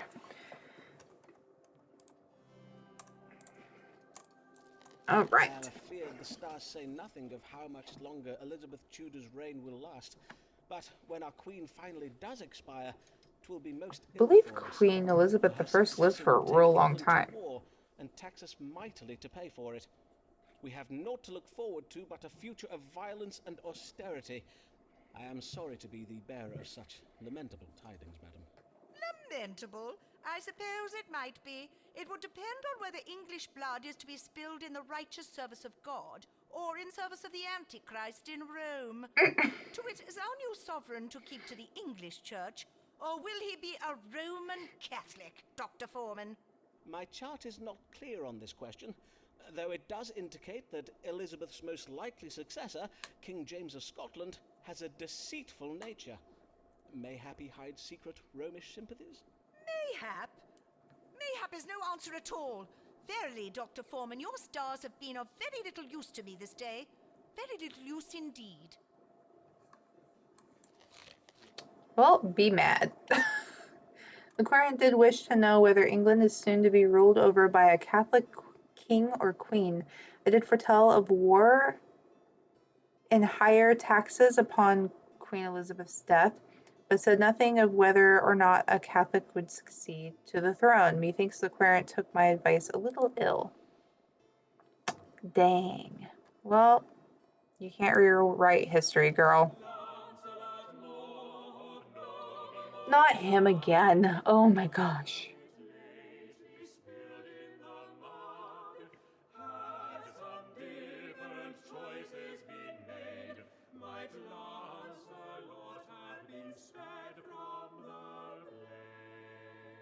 Dang it, I was hoping he'd die. Good day, Mr. Moore. How fare you this fine Tuesday? Oh, on my word, you do not look well. Your face is very pale, and I detect a foul odor. 'Tis true I fare not well, but there is no reason to be rude about it, Foreman. Sir, I was merely expressing my concern. You appear stricken with fever, and, methinks, an infected wound. I shall undo my breeches for you. There, do you see? My, I do see. 'Tis a knife wound by the look of it. The barber surgeon did stitch it up, but now it does ooze this noisome green stuff all over my fine linens. So, I came to you. And you were very right to do so. I was, because I think it only fair that you fix it. After all, this is all your fault, Foreman. Oh, darn. Our sir, I fault? do not follow. No. You told me I had nothing to fear from that wretched maiden's family when I broke off my engagement. Oh, But you were darn. wrong. Then I am most sorry for it. Yeah. I gather the family did So not take sorry. the news philosophically. Verily, they did not. The maid herself wept, as is to be expected, but the father took it most violently. He called me an oath-breaking chudlord, whereupon he laid hands upon me and threw me out onto the street. Indeed. But 'twas not the end of it. For some weeks later, I was set upon by the maid's brother and his band of knaves. They left me for dead behind an alehouse. Oh, If I darn. had not been discovered by the night watch, I might have died. Night watch. Sorry business indeed. I will have my manservant William clean your wound and apply a balm to it. But pray tell me more of your fever. How oft does it come? Well, I did not have this fever yesterday, and I was well enough to go to church on Sunday. Oh, and to the theatre the day before. Catherine and But Anne. Friday last, I was stricken abed with it. Fever this day and Friday last. Now mayhap we consult the stars. What kind of fever has Lancelot Moore? I was really hoping he would just die. Dang it. Moore is troubled with the quotidian fever. It is caused by putrefied phlegm and occurs every day. Moore suffers from the quartan fever. It is caused by putrefied bile and occurs every 4th day.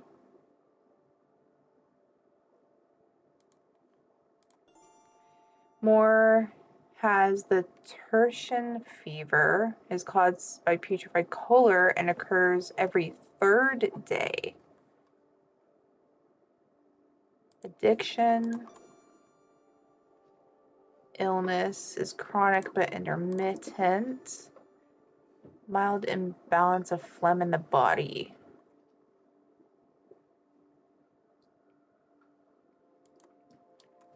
Ooh.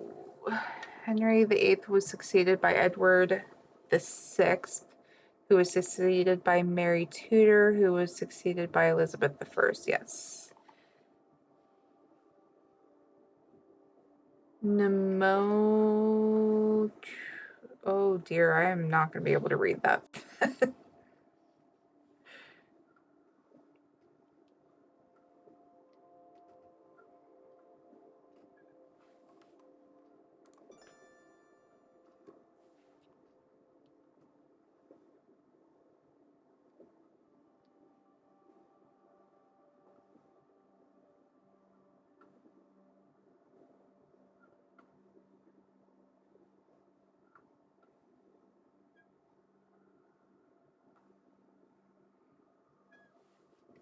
A lung infection.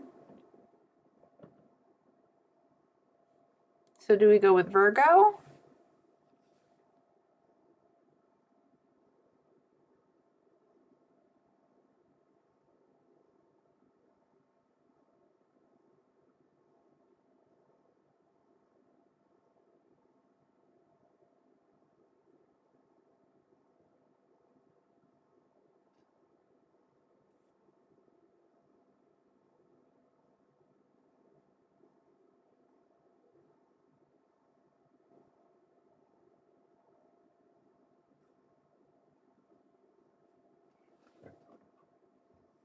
You just want him dead. I know, right?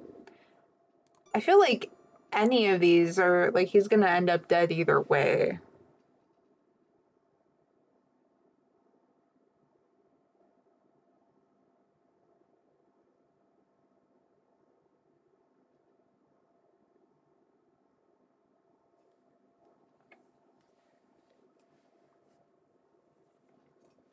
Would be mind over power. I think this one might be the.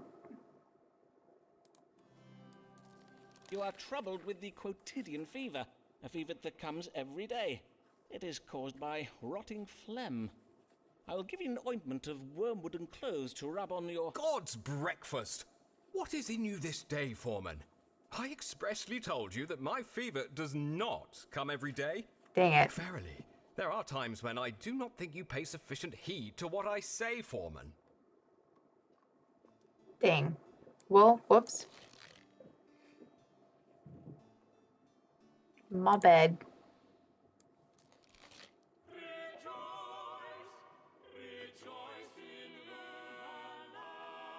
Oh, he's back.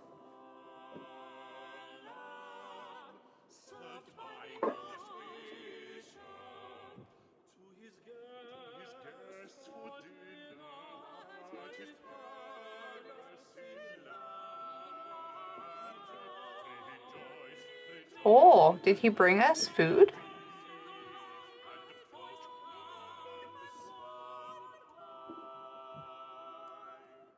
Swan pie? He ate a swan? Good day and well met, Lord Archbishop. What a pleasure I mean, it to is be to fair, welcome your Fen, we grace don't. once more to my humble consulting chambers. Do you ail of something, sir? Nay, I am in good health. I am come for Elizabeth II was information. the longest reigning monarch That is, with I am 70 come years. for astrological reading Queen concerning one of my Victoria beings, and George Thomas III. Black, the Dean Elizabeth of I Rochester lasted 44 and Cathedral. was the ninth longest I reigning hear monarch. you are acquainted with him, are you not? Yes, so please your grace. I am honoured to say that Dean Blagg is one of my querents. I see. What a remarkable coincidence. Then you may know that Dean Blagg has been petitioning me to promote him to the rank of bishop, specifically to grant him the vacant seat of the bishopric of Salisbury. I wonder if you, that is, if the stars and planets and so forth, might tell me if there be any reason why Thomas Blagg might not be a fitting candidate for such a position of responsibility. I see. Then let us see what the stars can tell us. Should Thomas Blagg, Dean of Rochester, be made the Bishop of Salisbury? Isn't that the one that's been making all the bad financial decisions and not listening to us? The querent John Whitgift is not an honorable man. Blagg is a frugal manager of church funds. John Whitgift would be wise to cooperate with his employee. Yeah, no. Financial deceit is being committed against the church. Dean Blagg has creatively and successfully stolen from the church. Yeah, didn't that one lady say that he was like switching out all the silver for pewter? Dean Blagg is on an emotional journey. Dean Blagg is questioning his religious principles. Blagg's heresy would be a shocking blow for the Archbishop. I feel like B, because I'm pretty sure he's the one that's been stealing from the church, right?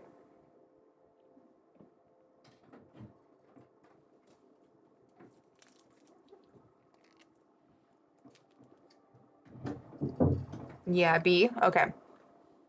That's what I thought. Whoops. You must not grant Thomas Blagg the bishopric of Salisbury, Your Grace, for it seems Dean Blagg has been embezzling from the church. He has been removing cathedral furnishings, fine paintings, tapestries, candlesticks, and the like, and selling them for his own enrichment, or mayhap to pay off his personal debts. Verily? Well, I do hear it remarked that the Emotional journey one, right? being a little Puritan of late. Mayhap I shall have my chaplain cast an eye over the cathedral accounts. Before you leave, Your Grace, perchance I may broach a small matter of my own. Hi, Scout. Methinks you have the power to grant medical licenses, do you not? Although I am an experienced physician, you may have heard of my work during the plague of 1592, for instance, I am not technically licensed to practice medicine. You bloody fish are always so emotional. Administrative troubles of late. I wonder if Your Grace might condescend to help me by... Yeah. Let me grant you a medical license. That's Lynn's older sister. I suppose that might be arranged. Leave it with me, and I will have my chaplain look into it. I thank you heartily, Your Grace. Your Grace is most generous. All right. The querent did wish to know whether there will be any reason why he should not make Thomas Blagg the Bishop of Salisbury. But it advised the querent against granting Thomas Blagg the bishopric. Methinks the querent was a little pleased with me for the reading I gave this day. All right, we're almost halfway to our letter of recommendation for him. Fake tears up. I see how y'all feel. Scout. Yeah, are you upset? Yeah, so upset. Oh no. Okay, well, I think we should probably save this here. Oh, dang, we didn't get those ones. I wonder if there's a way to go back later. But, oh, I will get this switched over. Whoa, what did I do? I don't know what I did. Whoops. But thank you guys so much for coming tonight and playing Astrologaster with us. It was super, super fun. We need photos of the Sibs. I will post photos of his older siblings in the Discord for sure. Let me find someone to raid real quick. Let's see. How about we go raid?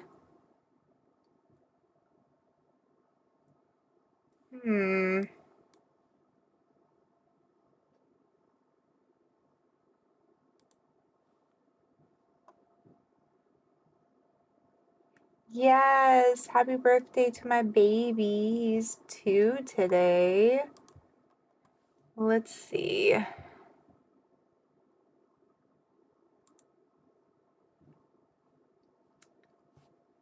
Don't really have anyone up right now that we could... Oh, Rosie, who do you have?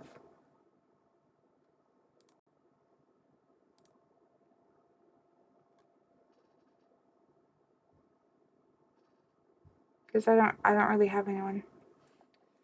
Critiga.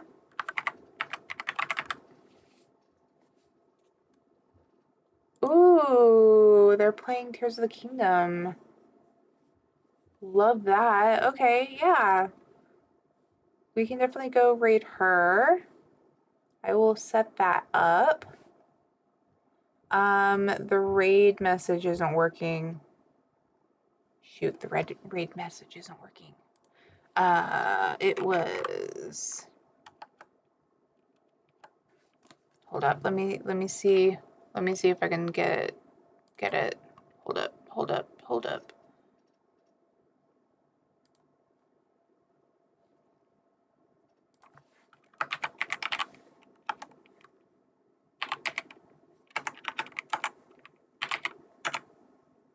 Dang it. Yeah, I'll have to figure out why that's not working. Yeah, Zai has it. Perfect. Okay. Then we will go raid Critiga.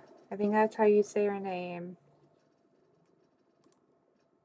So thank you guys so much for coming, and I'll see you guys tomorrow. Bye.